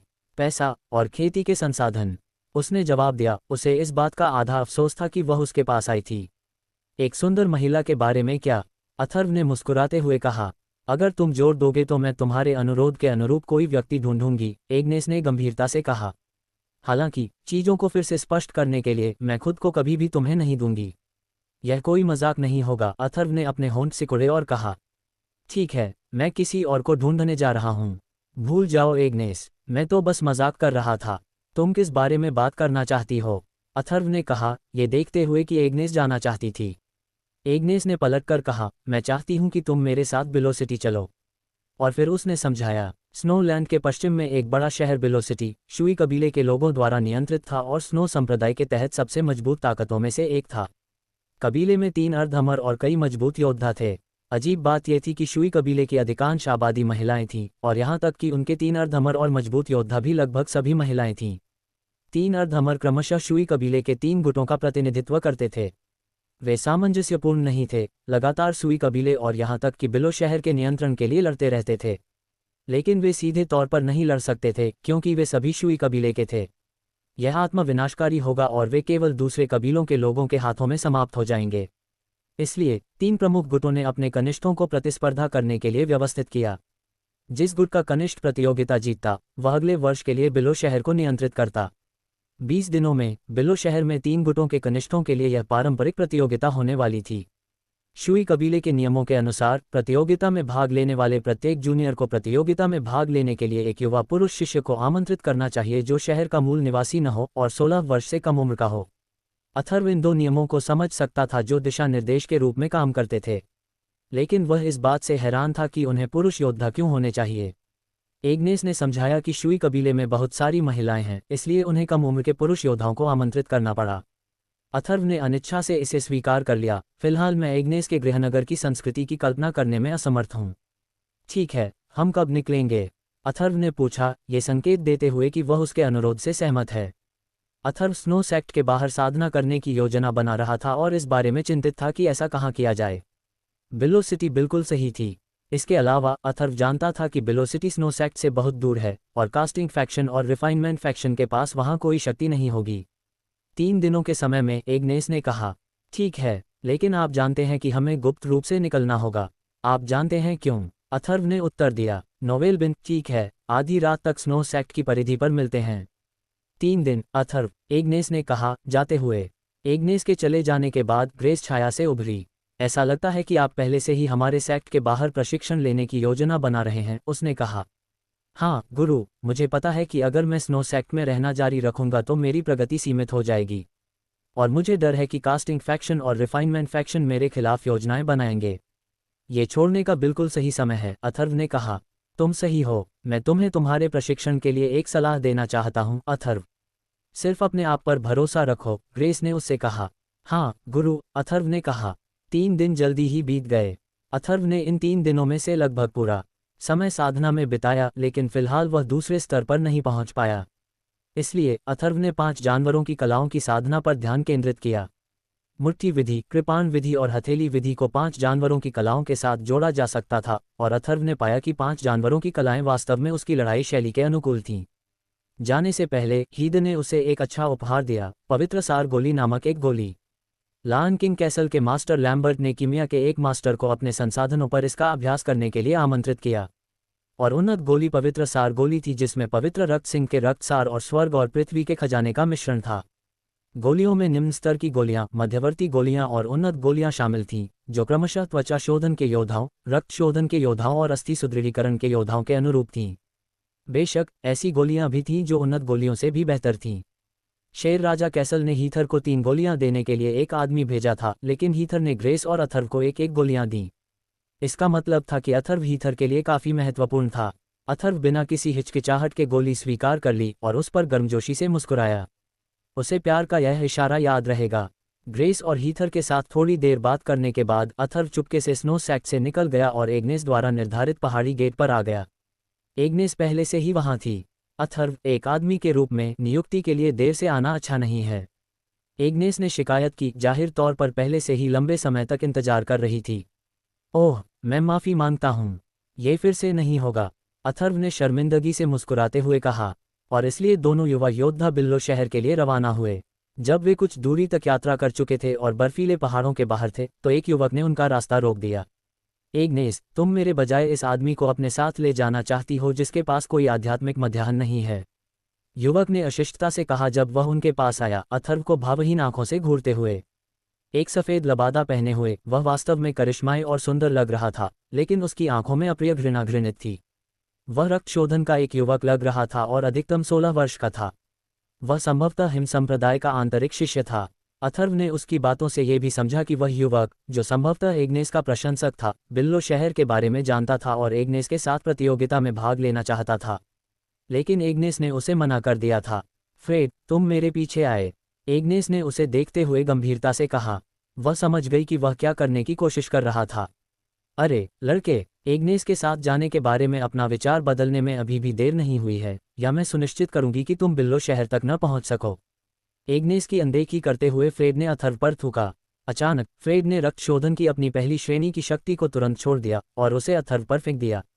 एग्नेस ने हस्तक्षेप करने की कोशिश की, फ्रेड कहकर, लेकिन अथर्व ने उसे रोक दिया। अथर्व आगे बढ़ा और व्यंग्यात्मक ढंग से मजाक किया, मुझे आश्चर्य है कि मैं बिल्लो शहर तक क्यों नहीं पहुंच पाऊंगा, क्योंकि मैं तुम्हारे खून के पीछे हूं, और रिफाइनमेंट फैक्शन और कास्टिंग फैक्शन भी। अगर मैं सबको बता दूं कि तुम कहाँ हो, तो 2 फैक्शन तुम्हें जरूर ढूंढ लेंगे। फ्रेड ने कठोरता से जवाब दिया। ओह ठीक है, अगर ऐसा है तो तुम्हें मरना ही होगा, अथर्व चिल्लाया। अध्याय 77 अथर्व का आत्मसंदेह। हा। फ्रेड अथर्व की कही गई बातों को सुनकर हंसने से खुद को रोक नहीं पाया। उसके नज़रिए से अथर्व उसके खिलाफ कोई मौका नहीं होगा। फ्रेड इतनी जोर से हंसा कि वह लगभग जमीन पर लौट गया। तुम सिर्फ बेकार हो, तुम्हारे पास कोई आध्यात्मिक मेरिडियन नहीं है। भले ही तुम अब शीर्ष 10 बाहरी शिष्यों में से पहले हो, फिर भी तुम्हारी शक्तियां मेरी तुलना में कुछ भी नहीं हैं। मेरी नज़र में तुम एक छोटी सी चींटी से थोड़े ही बेहतर हो। तुम किसी काम के नहीं हो। फ्रेड ने अथर्व की नाक की ओर इशारा किया और व्यंग्य किया, और इतनी जोर से हंसा कि उसकी आंखों में पानी आ गया। एग्नेस का चेहरा खट्टा हो गया क्योंकि वह अथर्व के बगल में खड़ी थी। वह रक्त शोधन और त्वचा शोधन की शक्ति के बीच बहुत बड़ा अंतर जानती थी, और उसे यकीन था कि फ्रेड बिल्कुल भी झूठ नहीं बोल रहा था। इस बार तो बिल्कुल नहीं। हो सकता है कि फ्रेड सही हो। क्या मैं एक छोटी चींटी हूँ? ठीक है, तुम मुझे जितना छोटा और बेकार समझ सकते हो, लेकिन मुझे इसकी परवाह नहीं है। मुझे दूसरी चीज़ों के बारे में सोचना है। अब तुम कह रहे हो कि तुम मेरे ठिकाने को रिफाइनमेंट फैक्शन और कास्टिंग फैक्शन के सामने उजागर करने जा रहे हो। वे हमेशा मुझे मारना चाहते थे। यही बात मुझे परेशान करती है। यह इससे भी बड़ी है। भले ही हम दोनों एक ही संप्रदाय के साथी शिष्य हों, मुझे आज तुम्हें मारना ही है। अथर्व ने अपने दांतों को पीसते हुए पूरी ताकत से चिल्लाया। वाह, तुम सिर्फ एक घटिया योद्धा हो जिसका मुंह खराब है ना? मैं तुम्हें अकेले खत्म करने का इरादा नहीं कर रहा था, लेकिन तुम मुझे अभी बहुत गुस्सा दिला रहे हो। तुम मेरे अंदर के जानवर को बाहर निकाल रहे हो। आराम से रहो, मुझे तुम्हें लाश में बदलने में ज़्यादा समय नहीं लगेगा। फ्रेड ने मजाक करना बंद कर दिया। जैसे ही उसका चेहरा भयंकर हो गया, उसकी हत्या की मंशा बढ़ गई और एक पल में माहौल भर गया। उसका चेहरा गुस्से से लाल हो गया था और उसकी मुट्ठी अथर्व के पेट में घूंसा मारने के लिए तैयार एक गेंद की तरह हो गई थी। एक झटके में उसके पैर आक्रामक रूप से जमीन पर पटकने लगे और उसने अपने दोनों हाथों की 5 उंगलियां पकड़कर अपनी मुट्ठियां बना लीं। अगले ही पल उसका सीधा मुक्का, जिसमें बहुत ताकत थी, लगभग अथर्व के सिर पर जा लगा। लेकिन अथर्व कोई साधारण योद्धा नहीं था, क्योंकि उसके पास बहुत ताकत थी। फ्रेड के आक्रामक हमले के सामने अथर्व शांत और आत्मविश्वास से भरा रहा। उसके दिल में कोई डर नहीं था। उसने बस एक पोकर चेहरा दिखाया था, जिससे कोई भी कभी भी यह अनुमान नहीं लगा सकता था कि उसके दिमाग में क्या चल रहा है। ये जानने के लिए कि मैंने इन दिनों में कितनी प्रगति की है, मैं हाल ही में किसी ऐसे व्यक्ति को खोजने के लिए परेशान हो रहा हूं जो मुझसे लड़ सके। यह आदमी बस समय पर आ रहा है, अथर्व ने खुद से सोचा। फ्रेड की मुट्ठी उसके पास पहुंचने से ठीक पहले अथर्व में स्थिर रक्त शक्ति का शरीर अचानक बहुत ताकत के साथ तेजी से आगे बढ़ा, जिससे उसके आसपास हलचल मच गई। उसके हाथों में बिजली की तरह रक्त की ऊर्जा दौड़ रही थी। अथर्व को लगा कि उसकी दोनों हथेलियां शक्ति और ताकत से भरी हुई हैं। तुरंत अथर्व ने अपने दाहिने हाथ को एक मजबूत मुट्ठी में बंद कर लिया और फ्रेड की मुट्ठी को इतनी जबरदस्त ताकत से पकड़ा। क्या वह पहले से ही त्वचा शोधन से गुजर चुका है? उसकी आध्यात्मिक ऊर्जा कितनी जबरदस्त है! क्या वह रक्त शोधन है? एग्नेस को अपनी खुद की अटकलों पर भी यकीन नहीं हो रहा था। अभी वह सदमे के अलावा कुछ भी महसूस नहीं कर सकती थी। ऐसा लगता है कि मुझे ये स्वीकार करना होगा कि अथर्व की प्रतिभा महान है, शायद मुझसे भी बेहतर। मुझे इस तथ्य को स्वीकार करना चाहिए कि वह निश्चित रूप से रक्त शोधन तक पहुंच गया है। लेकिन वह संभवतः ऐसा कैसे कर सकता है? चाहे वह कितना भी प्रतिभाशाली क्यों न हो, त्वचा शोधन से रक्त शोधन तक की साधना कभी भी केवल कुछ दिनों में नहीं होती, इतनी आसानी से नहीं। मेरी जानकारी के अनुसार साधना पर उसकी उपलब्धि अभूतपूर्व है। स्पष्ट रूप से अथर्व रक्त शोधन तक पहुंच गया था और एग्नेस को आश्चर्य हुआ। उसे कोई कारण नहीं मिला कि अथर्व कुछ ही दिनों में ये कैसे कर सकता है। क्या पिछली बार ट्रेजर टॉवर में प्रवेश करने पर उसे स्वर्ग और पृथ्वी से खजाने मिले थे? शायद इसीलिए उसने स्किन रिफाइनमेंट को तोड़ दिया है। एग्नेस के दिमाग में यही कारण था। न केवल अथर्व की आध्यात्मिक ऊर्जा ने एग्नेस को अभिभूत कर दिया था, बल्कि फ्रेड भी चौंक गया और उसे यह अविश्वसनीय लगा। फ्रेड के दृष्टिकोण से अथर्व केवल एक बाहरी शिष्य था जिसका स्किन रिफाइनमेंट ग्रेड 9वें स्तर से अधिक नहीं होगा। एग्नेस की तरह उसने कभी नहीं सोचा था कि अथर्व केवल 10 दिनों के भीतर खुद को सुधारने और रक्तशोधन प्राप्त करने में सक्षम होगा। लेकिन फ्रेड के लिए अथर्व अभी भी इतना योद्धा नहीं था। अथर्व की ताकत के प्रति उसका आश्चर्य और मनोरंजन बहुत लंबे समय तक नहीं रहा। उसने गर्व से सोचा, रक्तशोधन, हाँ, क्या यह मुझे डरा देगा? मैं पहले से ही रक्तशोधन के पहले ग्रेड के शिखर पर पहुंच चुका हूं और वह बस अपना रास्ता खोज रहा है। क्या उसके लिए रक्तशोधन की शक्ति का मुझसे भी बेहतर उपयोग करना संभव होगा? फ्रेड ने अपनी दुष्ट आंखों को छोटा किया और अपनी मुट्ठियों में और अधिक शक्ति जोड़ ली। वह इस तथ्य से क्रोधित था कि अथर्व जितना उसने सोचा था उससे कहीं अधिक शक्तिशाली हो सकता है। इस बात को ध्यान में रखते हुए उसने अथर्व को हराने के लिए अपनी पूरी कोशिश करने के लिए खुद को तैयार कर लिया। लेकिन अथर्व को हराने के लिए फ्रेड इतना मजबूत नहीं था कि वह अपनी ताकत और गुस्से को लड़ाई में बदल सके। अथर्व ने इस बात पर भी ध्यान नहीं दिया कि उसे इस लड़ाई के लिए 9 डिग्री बॉडी रिफाइनिंग फॉर्मूला की दूसरी डिग्री का इस्तेमाल करना चाहिए या नहीं। धमाका! अगले ही पल दो योद्धाओं की दो मुट्ठियां बार बार टकराईं और एक के बाद एक गड़गड़ाहट की आवाज़ें सुनाई दी, जिससे रक्त की शक्ति के साथ हवा के धमाके हुए। अथर्व और फ्रेड दोनों एक शक्तिशाली ऊर्जा क्षेत्र के अंदर लिपटे हुए थे और उस समय जो कोई भी उनके बीच में आने की हिम्मत करता, उसे निश्चित रूप से अपना अंत देखना पड़ता। कोई भी लड़ाई को रोकने की हिम्मत नहीं कर सकता था। दोनों योद्धा एक दूसरे के साथ पंचिंग बैग की तरह व्यवहार कर रहे थे और एक के बाद एक मुक्के मार रहे थे। फ्रेड अपनी शक्तियों से बाहर भाग गया और अथर्व के आखिरी मुक्के से ऊर्जा क्षेत्र से बाहर फेंक दिया गया। तुम शायद भूल गए हो कि यह चींटी कितनी छोटी और नन्ही है। होह, क्या ये तुम्हारा सबसे अच्छा है? मैंने अपनी पूरी कोशिश भी नहीं की, लेकिन तुम पहले ही हार चुके हो। तुम छोटी चींटी हो। अथर्व ने अपनी मांसपेशियों को ढीला किया, अपनी मुट्ठियां खोलीं, फ्रेड के सिर पर रौंदा और घृणा से सूंघा। उसने अपने चेहरे पर थूका और देखा कि अथर्व द्वारा पहुंचाए गए नुकसान के कारण फ्रेड की नाक से खून निकल रहा था। कैसे? नहीं, यह असंभव है, फ्रेड कर्कश आवाज में चिल्लाया, कुछ शब्दों को गड़गड़ाते हुए, क्योंकि वह अथर्व के पैर को अपने सिर पर रखे होने के कारण ठीक से उच्चारण नहीं कर पा रहा था। यह असंभव है, वह रक्त शोधन के लिए अभी अभी आया है। भले ही मेरे पास इस लड़ाई को हारने की संभावना है, लेकिन वह मुझे इतनी आसानी से कैसे हरा सकता है? फ्रेड ने निराशा और अपमान में खुद से सोचा। क्या आपने कभी नहीं सुना कि एक प्रतिभाशाली योद्धा अपने से बेहतर किसी को चुनौती दे सकता है? केवल एक मूर्ख ही इस बारे में नहीं जान सकता, अथर्व ने मजाक भरी आवाज में कहा, जैसे कि उसने पहले ही फ्रेड के दिमाग को पढ़ लिया हो। एक ठंडे मजाक के साथ अथर्व ने फ्रेड को मारने के इरादे से उस पर जोर से अपना पैर पटका। अपनी जान की भीख मांगने और विनती करने के बावजूद फ्रेड फिर भी मौत के मुंह से नहीं निकल पाया। अथर्व ने फ्रेड के सिर पर इतना जोर लगाया कि एग्नेस को उसकी खोपड़ी के टूटने की आवाज़ साफ सुनाई दे रही थी। उसकी आंखें ऊपर की ओर मुड़ गईं और उसने बहुत ज़्यादा खून थूका जिससे वह बेजान हो गया। अथर्व निश्चित रूप से एक ऐसी ताकत थी जिसका सामना किया जा सकता था। अथर्व, क्या तुम्हें वाकई उसे मारना था?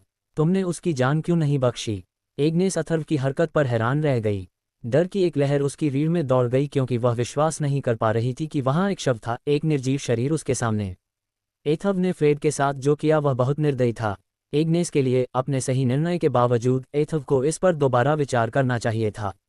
एथव को बेहतर पता होना चाहिए था कि उसे अपना बदला कब लेना है। अगर मैंने उसकी जान बख्श दी तो हमारे रास्ते में बहुत सारी मुसीबतें आएंगी। ईमानदारी से कहूँ तो मैं अपने रास्ते में आने वाले किसी भी व्यक्ति को नहीं छोड़ूंगा। अभी नहीं, कभी नहीं। मैं डरता नहीं हूँ और आगे भी नहीं डरूंगा, लेकिन सबसे बढ़कर मैं नहीं चाहता कि तुम मुसीबत में पड़ो, एथव ने अपनी स्पष्ट आंखों में एक स्पष्ट नज़र के साथ समझाया। वह बिना पलक झपकाए एग्नेस को देखता रहा और आगे बोला, देखो, मुझे तुम्हें चेतावनी देनी है कि मेरे कई दुश्मन हैं क्योंकि मैं हमेशा लोगों को नाराज़ करता हूँ। लेकिन ये सिर्फ मैं हूँ और मैं ऐसा ही हूँ। जैसा कि फ्रेड जानता था और कहता था, रिफाइनमेंट फैक्शन और कास्टिंग फैक्शन मेरे कई दुश्मनों में से सिर्फ दो थे। अगर तुम्हें अपनी टीम में मुझे रखना बहुत जोखिम भरा लगता है तो बस मुझे बताओ, मैं जल्द से जल्द निकल जाऊंगा ताकि तुम मेरा प्रतिस्थापन ढूंढ सको। अगर तुम ऐसा करते हो तो मैं तुम्हें दोष नहीं दूंगा।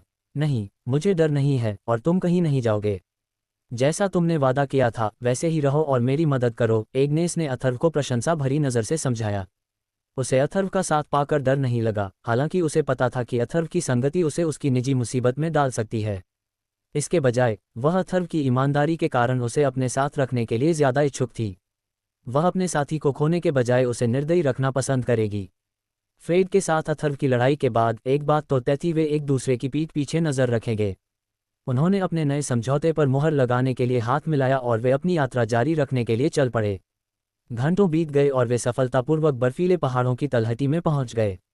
वे एक सराय में रुके जहां उन्होंने दोपहर का भोजन किया और 2 मजबूत फ्लेमिंग हॉर्स खरीदे। फ्लेमिंग हॉर्स सामान्य घोड़ों की प्रजातियों की तरह नहीं थे क्योंकि वे पहाड़ों की गहराई में पाए जाने वाले एक प्रकार के भयंकर जानवरों फ्लेमिंग टाइगर की संकर संतान थे। फ्लेमिंग हॉर्स ऐसे जानवर थे जो बिना धीमे हुए 1000 किलोमीटर तक दौड़ सकते थे। वे बिना किसी प्रयास के हवा की तरह तेजी से दौड़ते थे। सामान्य घोड़ों के विपरीत फ्लेमिंग हॉर्स लंबी यात्राओं के लिए ज़्यादा उपयुक्त थे। वे दोनों अपने फ्लेमिंग हॉर्स पर सवार होकर अपनी आम यात्रा जारी रखते थे। अथर्व और एग्नेस अपने लक्ष्य तक पहुंचने के लिए दूर दूर तक यात्रा करते थे। वे सुबह से लेकर शाम तक अपने घोड़ों पर साथ साथ चलते थे। वे एक योद्धा जोड़े की तरह लग रहे थे जो चारों ओर खोज करने के लिए तैयार थे। मार्शल दुनिया के कोने बिलो सिटी स्नो सेक्ट से बहुत दूर स्थित था जो स्नोलैंड के सबसे पश्चिमी छोर पर था। ये देखते हुए कि सड़क पथरीली और कठिन हो सकती है, वे दिन रात जल्दी जल्दी चलते रहे और अपने गंतव्य की ओर बढ़ते रहे। घोड़े बिना किसी रोक टोक के जितनी तेज दौड़ सकते थे दौड़ते रहे। 1 मिनट भी वेलोसिटी की उनकी यात्रा को स्थगित कर सकता था क्योंकि वे 8 दिनों में अपने गंतव्य तक पहुंचने का इरादा रखते थे। इसलिए वे 1 सेकंड भी समय बर्बाद करके अनावश्यक ब्रेक नहीं ले सकते थे, न ही वे सड़क पर मिलने वाली दिलचस्प या आकर्षक चीज़ों की परवाह करते थे। इस यात्रा के दौरान उनके शब्दकोश में कभी भी ध्यान भटकाना शामिल नहीं था। हालांकि जब वे एक छोटी पर्वत श्रृंखला से गुजरे तो उनकी आंखों के सामने एक खूनी और भयावह दृश्य सामने आया। एक संकरी पहाड़ी सड़क पर दर्जनों ग्रामीण जो निहत्थे और रक्षाहीन थे, निराशा में रो रहे थे और मदद के लिए चिल्ला रहे थे जबकि वे भाग रहे थे। उन्होंने भयंकर दिखने वाले लोगों का एक झुंड देखा जो लोगों के ठीक पीछे चल रहे थे। कुछ के हाथों में तलवारें थीं, कुछ के हाथ में चाकू थे। हथियार खून से सने हुए थे जो जमीन पर सॉस की तरह टपक रहे थे। वे विद्रोही डाकू हो सकते थे। जैसे ही उन्होंने भागते हुए लोगों पर अपने हथियार घुमाए, खून सड़क पर फैल गया और सिर जमीन पर गिर गए। एक एक करके निर्दोष लोगों की जान बिना किसी दया के ली जा रही थी। भयानक चीखें हवा में भर गईं। शवों से बहता खून सड़क पर एक छोटी सी धारा में मिल गया। हवा में मौत की गंध थी। बच्चे, माता पिता, बुजुर्ग, कोई भी डाकुओं के क्रोध से नहीं बचा था। एग्नेस ये दृश्य देखकर चौंक गई और उसका चेहरा पीला पड़ गया। एक बार उसके दिल की गहराई से क्रोध उमड़ पड़ा। अथर्व ने भी जो कुछ देखा उससे क्रोधित महसूस किया। उसके दिल के अंदर का क्रोध तुरंत ज्वालामुखी की तरह फट गया। आवेग में काम न करते हुए वे दोनों चुपचाप सावधानी और समझदारी से स्थिति को देखते रहे। वे दूर से देखते रहे और सोचते रहे कि वे दूसरे जीवित लोगों की कैसे मदद कर सकते हैं। लेकिन ये दृश्य उनके लिए बहुत ज़्यादा था और वे बहुत थक चुके थे। क्रोध ने उनकी शांति को परास्त कर दिया और उनके दिलों में आग केवल बचे हुए नागरिकों की रक्षा के लिए भड़की। हालांकि वे उन लोगों में से किसी को नहीं जानते थे, लेकिन उनके विवेक ने उन्हें स्थिति के बारे में कुछ करने के लिए कहा। क्रोध की ज्वाला उनके शरीर में भरने लगी। उनकी आंखें डाकुओं को उनके किए के लिए जिम्मेदार ठहराने की इच्छा से जल रही थीं। ये बहुत ही निर्दयी दिखावा था। वे संभवतः एक पूरे गांव को कैसे नष्ट और मार सकते थे। उनके दिमाग में, अगर वे इसके बारे में कुछ नहीं करेंगे तो एक गांव मलबे में तब्दील हो सकता है। अथर्व के अनुसार अगर ये दो योद्धाओं के समूहों के बीच की लड़ाई होती तो वह हस्तक्षेप नहीं करता, क्योंकि उसके हस्तक्षेप से लड़ाई प्रभावित होती। हालांकि अगर उसके सामने हो रही लड़ाई योद्धाओं और आम लोगों के बीच होती तो वह योद्धा समूह के खिलाफ होने से खुद को नहीं रोक पाता। वह इस युद्ध में निर्दोष लोगों की जान नहीं जाने दे सकता था। ये पूरी तरह से अपमानजनक था। देखो बॉस, वहां खड़ी लड़की बहुत सेक्सी और आकर्षक लग रही है। मैं इसे घर ले जाना चाहता हूँ। पापा के पास आओ। घोड़े पर सवार एक आदमी ने एग्नेस की उपस्थिति देखी। एक आंख से अंधे इस बुरे योद्धा ने उसकी ओर इशारा किया और चिल्लाया। उसकी कामुक आंखें एग्नेस के नाजुक चेहरे पर टिकी रहीं और उसके मुंह से लार उसके घोड़े की पीठ पर टपक रही थी, जैसे कोई लार टपकाता जानवर हो। वह एग्नेस के लिए भूखा था, एक शिकारी की तरह। सुनो मेरे भाइयों, जो कोई भी उस महिला को मेरे पास लाएगा उसे अच्छा इनाम दिया जाएगा। एक सख्त आदमी की कर्कश और दबंग आवाज सुनाई दी। दुष्ट योद्धाओं में से मुखिया भी एग्नेस को पहली बार देखते ही लार टपकाए बिना नहीं रह सका। ऐसा लग रहा था जैसे इन लोगों ने सालों से एग्नेस जैसी महिला नहीं देखी हो। उनकी सभी आंखें अपने पुरस्कार पर टिकी थीं, एक सुंदर और सेक्सी योद्धा, और एग्नेस को अपनी जान का डर होना चाहिए। Crack crack. इससे पहले कि योद्धा कुछ कर पाते, एग्नेस अपने घोड़े के साथ भीड़ में घुस गई। उसके दाहिने पतले हाथ पर एक सफ़ेद लंबा चाबुक खुला हुआ था। उसके चाबुक के हर वार के बाद एक विकृत व्यक्ति का सिर तुरंत उसके शरीर से अलग हो गया। हर सिर जोर से जमीन पर गिर गया। एग्नेस के कृत्य के बाद अथर्व ने अपनी पीठ पर लटकी हुई तलवार निकाली, लुटेरों पर हमला किया और बिना किसी दया के एक एक करके उन्हें मारना शुरू कर दिया। एक के बाद एक अथर्व ने उनके शरीर पर इतनी जोर से वार किया कि उसकी तलवार लाल हो गई। अथर्व एग्नेस को निराश नहीं करेगा, नहीं वह कभी उनके समझौते को तोड़ेगा। उसने एग्नेस को जानवरों से बचाने के लिए जो कुछ भी करना था वह किया। अथर्व और एग्नेस जैसे शक्तिशाली योद्धाओं के सामने झुंड के पास वापस लड़ने का कोई मौका नहीं था। शोक और तीखी चीखें माहौल में भर गईं। एक एक करके उन्होंने डाकुओं को निशाना बनाया और सिर सिर करके उन्हें मार डाला। बहुत देर नहीं हुई, सभी लुटेरों को मार गिराया गया। ओह दोस्तों, भगवान ने हमें बचाने के लिए अपने आदमियों को भेजा। आइए हम सब भगवान की सहायता के लिए आभार प्रकट करने के लिए घुटने टेकें। ये देखकर कि अथर्व और एग्नेस ने सभी बुरे लोगों को मार डाला था और उनकी जान बचाई थी, ग्रामीणों में से बचे हुए सभी लोगों ने बहुत सम्मान और प्रशंसा के साथ कहा। अपने बचाव की संतुष्टि में बचे हुए लोग अपने घुटनों पर बैठ गए। अथर्व और एग्नेस अभी भी अपनी यात्रा जारी रखने की जल्दी में थे। उन्होंने गांव वालों की ईमानदारी से की गई स्वीकृति पर ज़्यादा ध्यान नहीं दिया। जब सभी लोगों ने उन्हें प्रणाम किया और उत्साह से उनका बहुत बहुत धन्यवाद किया तो वे चुपचाप खड़े रहे।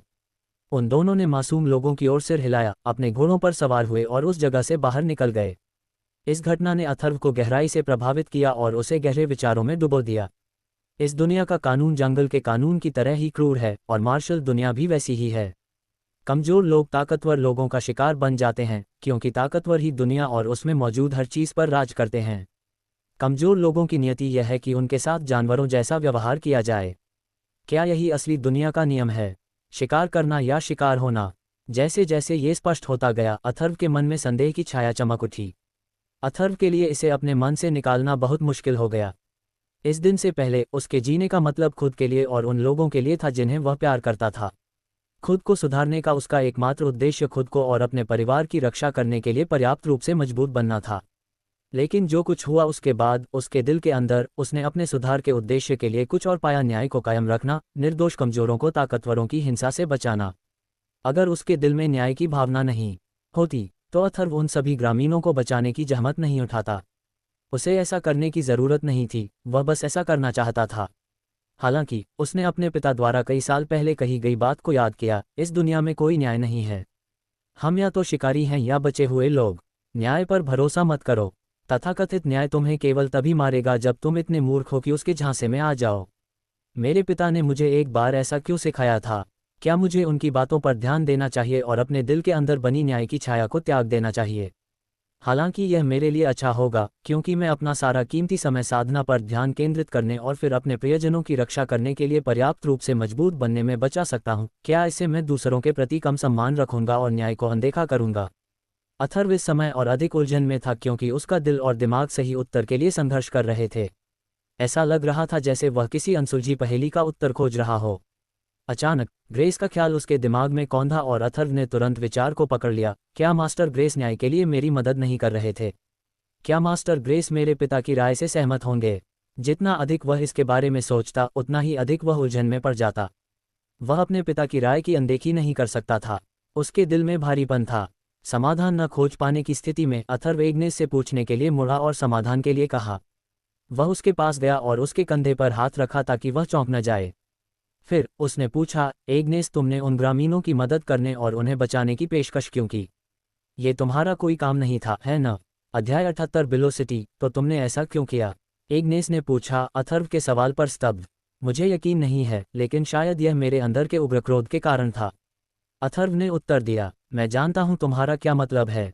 एग्नेस ने सिर हिलाया। वह इस भावना से बहुत परिचित थी। अथर्व, तुम खुद को क्यों साधना कर रहे हो? उसने पूछा। खुद की और अपने आसपास के लोगों की रक्षा के लिए, अथर्व ने उत्तर दिया। तो तुम अपने सामने आने वाले कमजोरों की मदद क्यों नहीं कर सकते? क्या तुम सच में बाद में अच्छा महसूस करते अगर तुम आज इन ग्रामीणों को नहीं बचाते? एग्नेस ने फिर से पूछा। मुझे अच्छा नहीं लगता, अथर्व ने स्वीकार किया। एग्नेस ने कहा, मेरे परिवार के कुछ पूर्वजों ने कहा था कि हालांकि दुनिया योग्यतम के जीवित रहने के नियम का पालन करती है, कभी कभी मजबूत लोगों को कमजोरों की रक्षा करने के लिए अपने दिल में यह बात ढूंढनी पड़ती है। यह उनकी नैतिकता है। मैं इसका अर्थ नहीं जानती, लेकिन मुझे यकीन है कि यह सही है। मार्शल आर्ट की दुनिया की प्रतिस्पर्धा हमें दयालु नहीं होने, व्यक्तिवादी होने के लिए कहती है, लेकिन कभी कभी न्याय करना और सबसे नीच जीवन को बचाना हमारे लिए आसान होता है, तो हम ऐसा क्यों नहीं करेंगे? एग्नेस की व्याख्या सुनने के बाद अथर्व ने कहा, यह समझ में आता है। हालांकि वह शुई कबीले के पूर्वजों के इन वाक्यों को ठीक से समझ नहीं पाया था, लेकिन ऐसा लग रहा था कि उसने इन कहावतों की सतह को खरोंचना शुरू कर दिया था। अब जब उसके पास न्याय को बनाए रखने की शक्ति थी, तो उसने इसे क्यों छोड़ दिया? उसके लिए सही काम करना मानव स्वभाव होना चाहिए। हालांकि उसे न्याय को नियंत्रित करना चाहिए और सही समय पर सही काम करना चाहिए, बुद्धि, विवेक और चतुराई के साथ। अथर्व को अचानक ज्ञान की अनुभूति हुई जब उसने इन बातों को समझा। एग्नेस, मुझे ये समझाने के लिए धन्यवाद। अथर्व ने एग्नेस से कहा। आपका स्वागत है, अथर्व। मैंने अभी अभी अपने पूर्वजों के शब्द बताए हैं। एग्नेस को अथर्व की कृतज्ञता पर थोड़ी शर्म महसूस हुई। इससे पहले कि वे कुछ समझ पाते, वे वेलोसिटी पहुंच गए थे। वे पूरे समय मार्शल आर्ट और साधना के बारे में बात कर रहे थे। वेलोसिटी स्नोलैंड के पश्चिम में स्थित था। ऐसा कहा जाता है कि यह शहर यहाँ से 10,000 मील दूर था। जगह कोई एक और क्षेत्र पा सकता था, पश्चिम उजाड़ भूमि। वेलोसिटी 3 अर्धअमर लोगों के निवास के योग्य थी। क्षेत्र में ये हिम संप्रदाय का लगभग 1/3 था, लेकिन हजारों मील दूर से योद्धा बाढ़ की तरह यहाँ आ गए। वेलोसिटी में शुई कबीले की पहुंच इतनी बड़ी थी कि उसने अकेले पूरे शहर के 3/4 हिस्से पर कब्जा कर लिया था। इसके उद्योग और महल हर जगह पाए गए थे। एग्नेस ने अथर्व को समझाया था कि शुई कबीला 3 गुटों में विभाजित था, पवित्रता गुट, दूल्हा गुट और ऋषि गुट। एग्नेस पवित्रता गुट से थी। अथर्व एग्नेस का अनुसरण करते हुए पवित्रता गुट की भूमि में प्रवेश किया। स्पष्ट रूप से वह यहाँ प्रसिद्ध थी। उसके आगमन से उसे देखने वाले लोगों में थोड़ी हलचल हुई। शुई कबीले के क्षेत्र में अथर्व को आखिरकार कारण समझ में आया, क्योंकि अथर्व ने पाया कि शुई कबीले में सभी महिलाएं थीं, जिससे वह उनके बीच एक दुर्लभ दृश्य बन गया। एग्नेस को यह घटना उनके खून की वजह से मिली। लगभग हमेशा शुई बच्चा लड़की के रूप में पैदा होता था। इसके अलावा इससे दूसरे कुलों के पुरुषों से शादी करने की जरूरत पैदा हुई।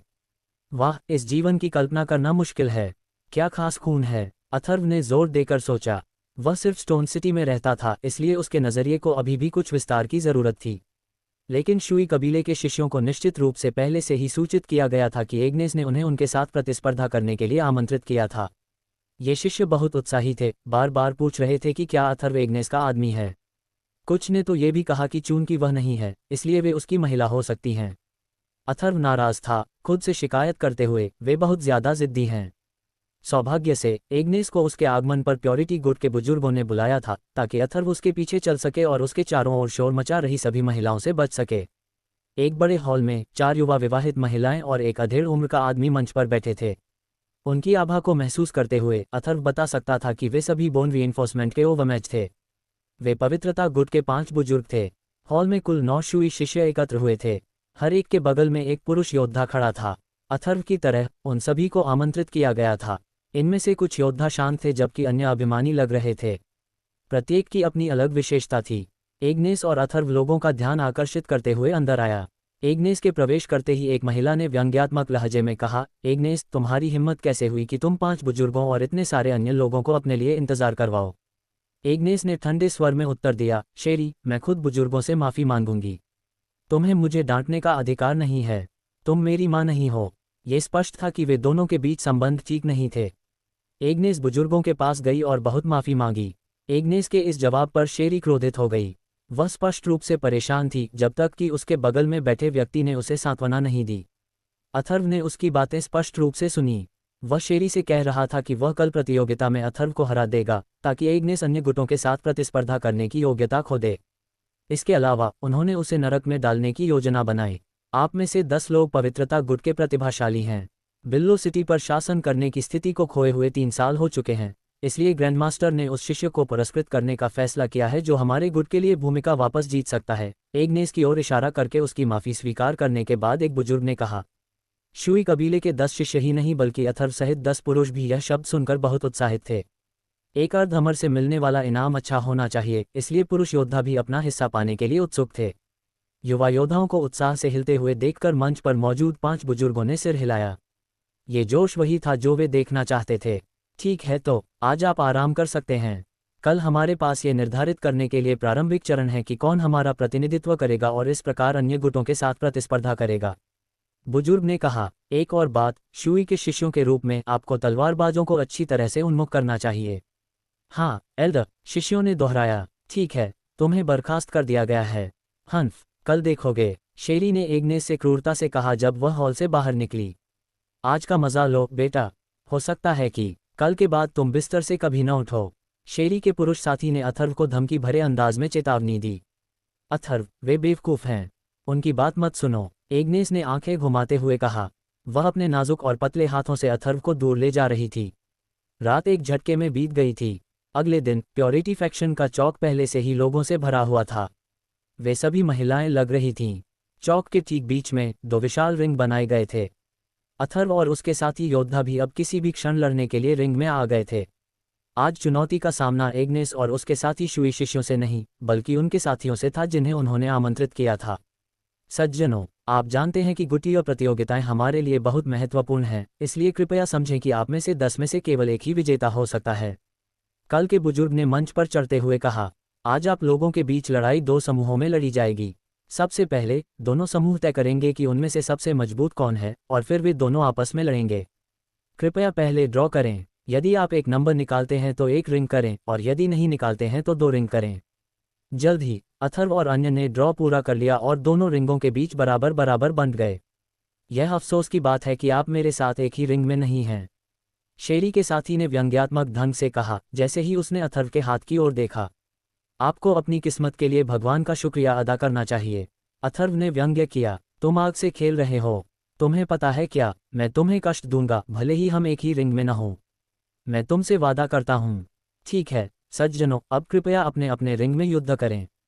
एल्डर ने निर्देश दिया। युद्ध शुरू हुआ। ये शेरी का साथी था दूसरे रिंग में 4 अन्य योद्धाओं के साथ। एग्नेस ने अथर्व को शेरी के साथी की पहचान के बारे में बताया था। वह वेस्ट वैनिटी वैली से एलन नामक एक युवा मास्टर था जो शूई कबीले के बराबर की ताकत थी। एलन ने अपने रिंग में गुर्राते हुए कहा, बेहतर होगा कि तुम मेरे खिलाफ एक साथ लड़ो या तुम में से हर कोई मेरी धूल खाएगा। तुम बहुत घमंडी और अभिमानी हो। उसके 4 अन्य विरोधियों ने उसके शब्दों से क्रोधित होकर उग्रता से कहा। उनके बीच सहमति की झलक के बाद फिर उन्होंने सभी ने एलन पर हमला कर दिया। स्किन रिफाइनमेंट की 9वीं कक्षा की चरम गति विशेषता एक साथ सबसे मजबूत आक्रामक स्तर में संघनित हुई और एलन पर बरस पड़ी। वहां एलन ने यह दृश्य देखकर व्यंग्य किया। उसके अंदर रक्त की ऊर्जा के साथ एक बढ़ती हुई गति थी जिसने हमला करने वाले 4 लोगों के शरीर को हिला दिया। फिर उसने मौके का फायदा उठाते हुए तेजी से आगे बढ़कर 2 घूंसे मारे जिससे उसके 2 प्रतिद्वंद्वी तुरंत जमीन पर गिर गए। वे इतने घायल हो गए कि वे वापस लड़ने में असमर्थ थे। ये रक्त शोधन का पहला ग्रेड है या यह इसका चरम भी हो सकता है। शेरी ने जिस युवक को आमंत्रित किया था वह रक्त शोधन के पहले ग्रेड में एक प्रतिभाशाली व्यक्ति निकला। ये सुनकर वहां उपस्थित कई महिला शिष्यों की सुंदर आंखों में प्रशंसा की चमक उभर आई। मैं रक्त शोधन की पहली कक्षा में 16 वर्ष से कम आयु के किसी को कैसे नहीं जानता। उनमें से कुछ ने तो दुखी होकर कहा, मैं पहले से ही जानता हूं कि वह कौन है। वह वेस्ट वैनिटी वैली से युवा मास्टर एलन है। योद्धा को पहचानते ही आश्चर्य की आवाज उठी। ये सुनकर महिला शिष्यों में और भी अधिक उत्साह भर गया। ये देखते ही शेरी ने अपना गर्व भरा छोटा सा मुंह बनाया और एग्नेस को तिरस्कार से देखा। उसने अपने बालों को पीछे फेंका और खुद पर मुस्कुराए। एलन के बारे में हो रहे हंगामे ने उसे अपनी लड़ाई को गंभीरता से लेना बंद करने पर मजबूर कर दिया। लेकिन ये काफी हो चुका था। बचे हुए 2 योद्धा कांप उठे और तौलिया फेंक दिया। पहले 2 की तरह पीड़ित होने के लिए तैयार नहीं थे जो अब जमीन पर कराह रहे थे। यही तो मैं एक प्रतिभाशाली व्यक्ति से उम्मीद करता था, आक्रामक होना। इस समय अथर्व त्वचा शोधन की 9वीं कक्षा में एक अन्य योद्धा के साथ पहले रिंग में लड़ रहा था। एलन वाकई बहुत ताकतवर है और वेस्ट वैनिटी वैली के 3 युवा मास्टर्स में से एक है। मंच पर मौजूद एक बुजुर्ग ने कहा, लेकिन उसके चरित्र में एक निश्चित अहंकार है, ये तो मानना ही पड़ेगा। जीनियस लोग ऐसे ही होते हैं। इसके अलावा हम उसे वेलोसिटी पर नियंत्रण करने के लिए बस अपना काम करने देंगे। एक और बुजुर्ग ने हंसते हुए कहा। थोड़ी देर तक लड़ने के बाद अथर्व को लगा कि अब पीछे हटना बंद करने का समय आ गया है, इसलिए उसने कुछ और ताकत के साथ आगे बढ़कर अपने विरोधियों को 9वीं कक्षा के स्किन रिफाइनमेंट के योद्धा के साथ हरा दिया।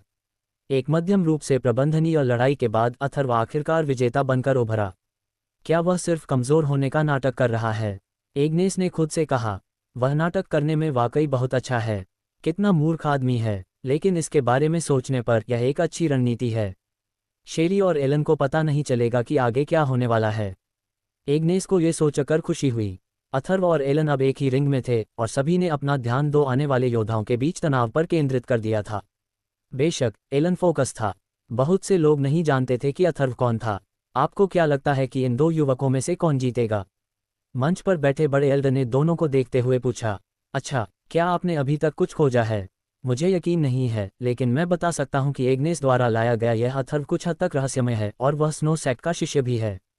इसके अलावा वे दोनों शुरू से ही बेहद सहज रहे हैं। वास्तव में बहन, और मुझे नहीं लगता कि वे अपनी शांति का दिखावा कर रहे हैं। अच्छा, लगता है भगवान मेरे साथ है। मैं इस लड़ाई के बाद तुमसे भिड़ने की योजना बना रहा था, लेकिन मैंने कभी नहीं सोचा था कि तुम रिंग 1 में लड़ाई जीतने के लिए पर्याप्त ताकत भी रख पाओगे। एलन ने अथर्व को भयावह तरीके से देखते हुए कहा। भले ही अथर्व और उसके बीच कोई इतिहास या पिछली दुश्मनी न रही हो, लेकिन एलन शेरी के इस वादे से आगे बढ़ गया कि अगर उसने अथर्व को अपमानित किया और इस तरह एग्नेस को शर्मिंदा किया तो वह आज रात उसकी दया पर निर्भर रहेगी। बिस्तर में शेरी के आकर्षक कौशल की कल्पना करते हुए एलन अपने समझौते के अनुसार काम करने के लिए उत्सुक था। रिंग के बाहर शेरी ने एग्नेस को घमंड और तिरस्कार से देखा, मानो कह रही हो, बाद में उसे वापस ले जाने के लिए तैयार रहो। ठीक है, मैंने कहा कि तुम्हें खुद को भाग्यशाली समझना चाहिए कि तुमने पहले कभी रिंग में मुझसे मुकाबला नहीं किया, अथर्व ने उदासीनता से कहा। लेकिन तुम्हारी किस्मत खत्म हो रही है। मैं तुम्हें बुरी तरह हरा दूंगा। ये चिल्लाते हुए एलन ने अपनी मुट्ठी की गति को इकट्ठा किया और अथर्व की ओर दौड़ा, उसके मुंह पर मुक्का मारा। अथर्व के होठों पर एक व्यंग्यात्मक मुस्कान आई और उसने एलन को भी उसके मुंह पर मुक्का मारा। तुम आग से खेल रहे हो, एलन ने गुस्से में कहा, यह देखकर कि अथर्व ने अप्रत्याशित रूप से उसके खिलाफ लड़ने की हिम्मत की। उसने अपने होंठ सिकोड़ लिए, ये कल्पना करते हुए कि अथर्व को आगे कितनी बुरी हार का सामना करना पड़ेगा। बम! एक दबी हुई आवाज चीखी। जैसा कि सभी ने अनुमान लगाया था, एक व्यक्ति चीख के साथ तुरंत पीछे की ओर उछला और जमीन पर भारी होकर गिर गया। लेकिन यह वह नहीं था जिसे वे देखने की उम्मीद कर रहे थे। एलन को जमीन पर दर्द से चिल्लाते हुए देखकर हर कोई अचंभित था। शेरी का अभिमान एक पल में जम गया, उसके होठों से मुस्कान गायब हो गई। मंच पर मौजूद बुजुर्गों को भी इस पर यकीन नहीं हुआ। बिल्कुल, केवल बुजुर्ग महिला ने ही परिणाम का अनुमान लगाया था। वह घटनाओं के मोड़ पर प्रसन्न होकर थोड़ा सिर हिला रही थी। हन्फ, स्नो सेक्ट का कोई भी जीनियस उसका मुकाबला नहीं कर सकता। वेस्ट वैनिटी वैली के युवा मास्टर की तो बात ही छोड़िए, जैसे कि तुम्हारा छोटा सा प्रतिभागी, एग्नेस ने शेरी से कहा, अपना सिर ऊंचा रखते हुए। लेकिन शेरी ने कोई जवाब नहीं दिया। उसकी आंखें अभी भी सदमे में चमक रही थीं। अध्याय 80 तिकड़ी सरनी, ग्रर। मैं तुम्हें मार डालूंगा। एलन की चीख अचानक बिजली की तरह सन्नाटे में गूंज उठी। जमीन से उठने के लिए लड़खड़ाते हुए वह पूरी ताकत से बाहर निकल आया। उसने जो शक्ति दिखाई वह रक्त शोधन के प्रथम श्रेणी की विशेषता थी। ये पूरे जोश में फूट पड़ा। तुरंत एलन ने अपनी पीठ से हथियार निकाला और अपनी हथेलियां आगे की ओर मोड़ लीं। जल्दी ही फैल गया और एक काले लोहे के भाले में बदल गया। पृथ्वी के प्रकाश वाला लोहे का भाला। चिल्लाते हुए एलन दौड़ा और हाथ में भाला लेकर रिंग में ऊंची छलांग लगाए। उसकी सारी ताकत भाले पर केंद्रित थी, जो एक शक्तिशाली ज्वाला में बदल गया और अथर्व की ओर तेजी से बढ़ा। क्या तुम्हें एहसास नहीं हुआ कि तुम किससे मुकाबला कर रहे हो? अथर्व ने ठंडे स्वर में कहा, शांति से एलन के उग्र हमले को देख रहा था। अथर्व आग की लपटों में घिर गया और उसने अपना आयरन डिस्ट्रॉयर निकाला। लाल आध्यात्मिक ऊर्जा ने तुरंत उसे घेर लिया। अथर्व फिर तेज गति से घूमा और ऊपर से लंबी कृपाण घुमाई। क्लैंग! दोनों हथियार टकराए और एलन का काला भाला दूर जा गिरा। इस बीच, हालांकि, अथर्व की लंबी कृपाण सीधे एलन की ओर उड़ी। तेजी से आ रहे ब्लेड को देखकर एलन घबरा गया और निराशा की स्थिति में आ गया, और वह जम गया, ये भूल गया कि इसे कैसे रोकना है। अगर यह कहीं और हुआ होता तो अथर्व ने एलन को बिना किसी दया के मार डाला होता। लेकिन शुई कबीले के घर में ऐसा करना अनुचित था। तुरंत उसने अपने हथियार को घुमाया और अपनी लंबी कृपाण के पिछले हिस्से से एलन की छाती पर जोरदार वार किया। कराहते हुए एलन फिर से रिंग में पीछे की ओर गिर गया। इस बार खून बह रहा था, लेकिन पहले की तरह वह उठने में विफल रहा और इसके बजाय मौके पर ही बेहोश हो गया। अथर्व ने कुछ क्षणों तक उसका निरीक्षण किया, ये सोचते हुए कि वह दिखावा कर रहा था या नहीं। भीड़ में एक स्तब्ध चुप्पी छा गई, लेकिन केवल कुछ समय के लिए। जल्द ही बातचीत तेजी से बढ़ गई, जैसे बारिश की बौछार शुरू हो गई हो। वे रिंग में मौजूद व्यक्ति और एग्नेस के बारे में बात कर रहे थे। एक पल में सारा ध्यान एलन से पूरी तरह से अथर्व पर चला गया। शेरी तेज आवाज से अपने चकित सदमे से बाहर आ गई। उसकी खूबसूरत आंखें कड़वाहट से भरी हुई थीं। उसने अथर्व और एग्नेस को गुस्से से देखा। एलन के लिए घृणा महसूस कर रही थी। ऐसा लगता है कि तुम सही थी, बहन। स्नो सेक्ट के शिष्यों को हराना किसी भी तरह से आसान नहीं है।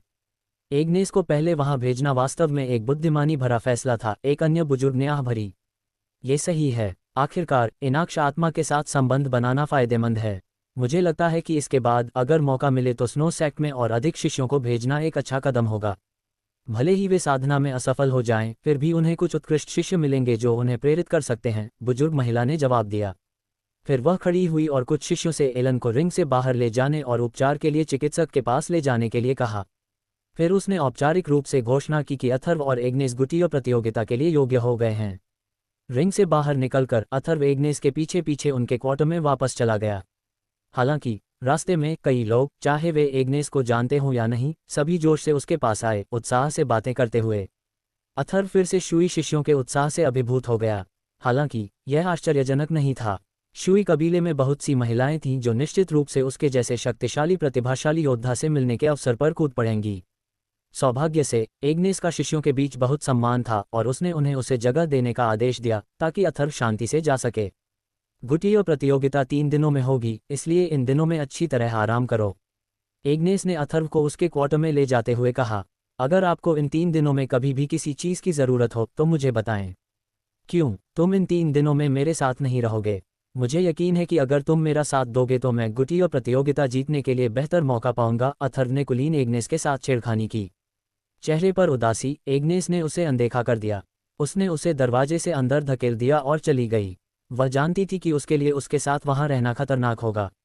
अपना सिर थोड़ा हिलाते हुए अथर्व फूटन पर क्रॉस लेग बैठ गया और 5 जानवरों की कलाओं को समझना जारी रखा। जैसा कि अथर्व ने शुरुआत में विस्फिस्ट का अभ्यास किया था, उसने 5 जानवरों की कलाओं के भयंकर बाघ वाले हिस्से को जल्दी से समझ लिया, और भक्षण कौशल की मदद से उसने कुछ ही दिनों में छोटी उपलब्धि हासिल कर ली। इसके अलावा बाघों के कुछ लड़ने के तरीके और काटने के रूप अब उसकी मुट्ठी में अच्छी तरह से एकीकृत हो गए थे, साथ ही उसके कृपाण कौशल भी। बाघों के रहस्यों की प्रारंभिक समझ के बाद अथर्व ने हिरण की खेती की विधि पर ध्यान केंद्रित करने का इरादा किया। हिरण की नकल करना पूरी तरह से गति और चपलता के बारे में था। अथर्व पहले से ही आक्रमण और बचाव में बहुत अच्छा था, लेकिन वह जानता था कि उसे गति पर काम करना होगा। यह इस समय उसकी एकमात्र कमजोरी हो सकती है। भक्षण कौशल और 9 डिग्री बॉडी रिफाइनिंग फॉर्मूला में महारत हासिल करने के बाद वह बिंदु पर रक्त शोधन के दूसरे ग्रेड के योद्धाओं के साथ प्रतिस्पर्धा करने में पूरी तरह सक्षम था। अगर वह अपनी गति और चपलता में और सुधार करता तो उसके लिए रक्त शोधन के दूसरे ग्रेड के योद्धा को हराना या मारना भी संभव होता। अपनी सारी ऊर्जा को अपनी समझ पर केंद्रित करते हुए अथर्व 5 पशु कलाओं में लीन हो गया। अपने पुनः प्राप्त आध्यात्मिक मेरिडियन और कैस मैनुअल की सहायता से वह जल्द ही ध्यान में डूब गया और 5 पशु कलाओं के हिरण की साधना पद्धति की आंतरिक शक्ति और समझ में पूरी तरह से डूब गया। अपने मन की गहराई में अथर्व पहाड़ों के बीच से भागते हुए हिरण की तरह था, बिना किसी ठोकर या लड़खड़ाहट के फुर्तीला और चंचल। कोई भी प्राणी उसका पीछा नहीं कर सकता था। रक्त शोधन के योद्धा के लिए अभ्यास में आते ही समय तेजी से बीत गया। 3 दिन बाद अथर्व को लगा जैसे वह कुछ समय के लिए पहाड़ों के बीच से भागता हुआ हिरण था, लेकिन यह महसूस करने के बावजूद कि समय सामान्य से अधिक तेजी से बीत गया था, अथर्व बता सकता था कि उसने बहुत सुधार किया था। 3 दिनों में उसने जो समझ हासिल की थी, उसने निश्चित रूप से उसकी गति को लगभग 10% बढ़ा दिया था। 10% निश्चित रूप से एक महत्वपूर्ण सुधार था, क्योंकि इसने निश्चित रूप से अथर्व को रक्त शोधन के दूसरे दर्जे के किसी भी योद्धा जितना तेज बना दिया था। मुझे नहीं लगता कि 5 जानवरों की कलाएं केवल एक निम्न स्तर की साधना पद्धति है। मुझे संदेह है कि चूंकि योद्धाओं द्वारा इतने लंबे समय तक इसका अभ्यास नहीं किया गया है, इसलिए इसका महत्व भूल गए हैं और इसके परिणामस्वरूप इसका दर्जा गिर गया है, अथर्व ने खुद से सोचा। एग्नेस गुड प्रतियोगिता के दिन जल्दी आ गई। हाँ, क्या तुमने पिछले 3 दिनों में मुझे याद किया, एग्नेस मेरी सुंदरता? अथर्व ने उसका स्वागत करने के लिए दरवाजा खोलते हुए चिढ़ाते हुए कहा। प्रतियोगिता के मापदंड निर्धारित किए गए हैं। ये त्रियो सरणी होगी, एग्नेस ने अथर्व की चिढ़ाने को अनदेखा करते हुए कहा। त्रिकोणीय सरणी? यह एक प्रकार की सरणी है ना? अथर्व ने पूछा। हाँ, लेकिन बिल्कुल नहीं। तुम्हारा क्या मतलब है? सबसे पहले, ट्रायो एरे में एक एरे की शक्ति होती है, जिसका मतलब है कि वे हम पर हमला करते हैं, लेकिन वे कठपुतली की विधि से नियंत्रित होते हैं, जैसे हम कठपुतलियों को नियंत्रित करते हैं। एग्नेस ने समझाया। कठपुतलियों का मतलब है कि उनके पास अपना कोई दिमाग नहीं है। क्या ये हमारे लिए अच्छा नहीं है? अथर्व ने स्पष्ट किया। हाँ, लेकिन ये भी एक नकारात्मक पहलू है, क्योंकि जिस चीज़ में संज्ञानात्मक क्षमताएं नहीं होती, उसे डर नहीं लगता। एग्नेस ने अपना सिर हिलाते हुए कहा। यह समझ में आता है। अथर्व ने सोचा और सिर हिलाया। तो ट्रायो एरे वास्तव में क्या है? लकड़ी के आदमी की एरे, पत्थर के आदमी की एरे और कांस्य आदमी की एरे। और यदि 2 गुड ट्रायो एरे नोवेल बिन से गुजरते हैं, एग्नेस ने बताया, अगर मुकाबला बराबरी पर आ जाता है तो अंतिम परिणाम लड़ाई में तय किया जाएगा। यह एक दिलचस्प चुनौती होगी।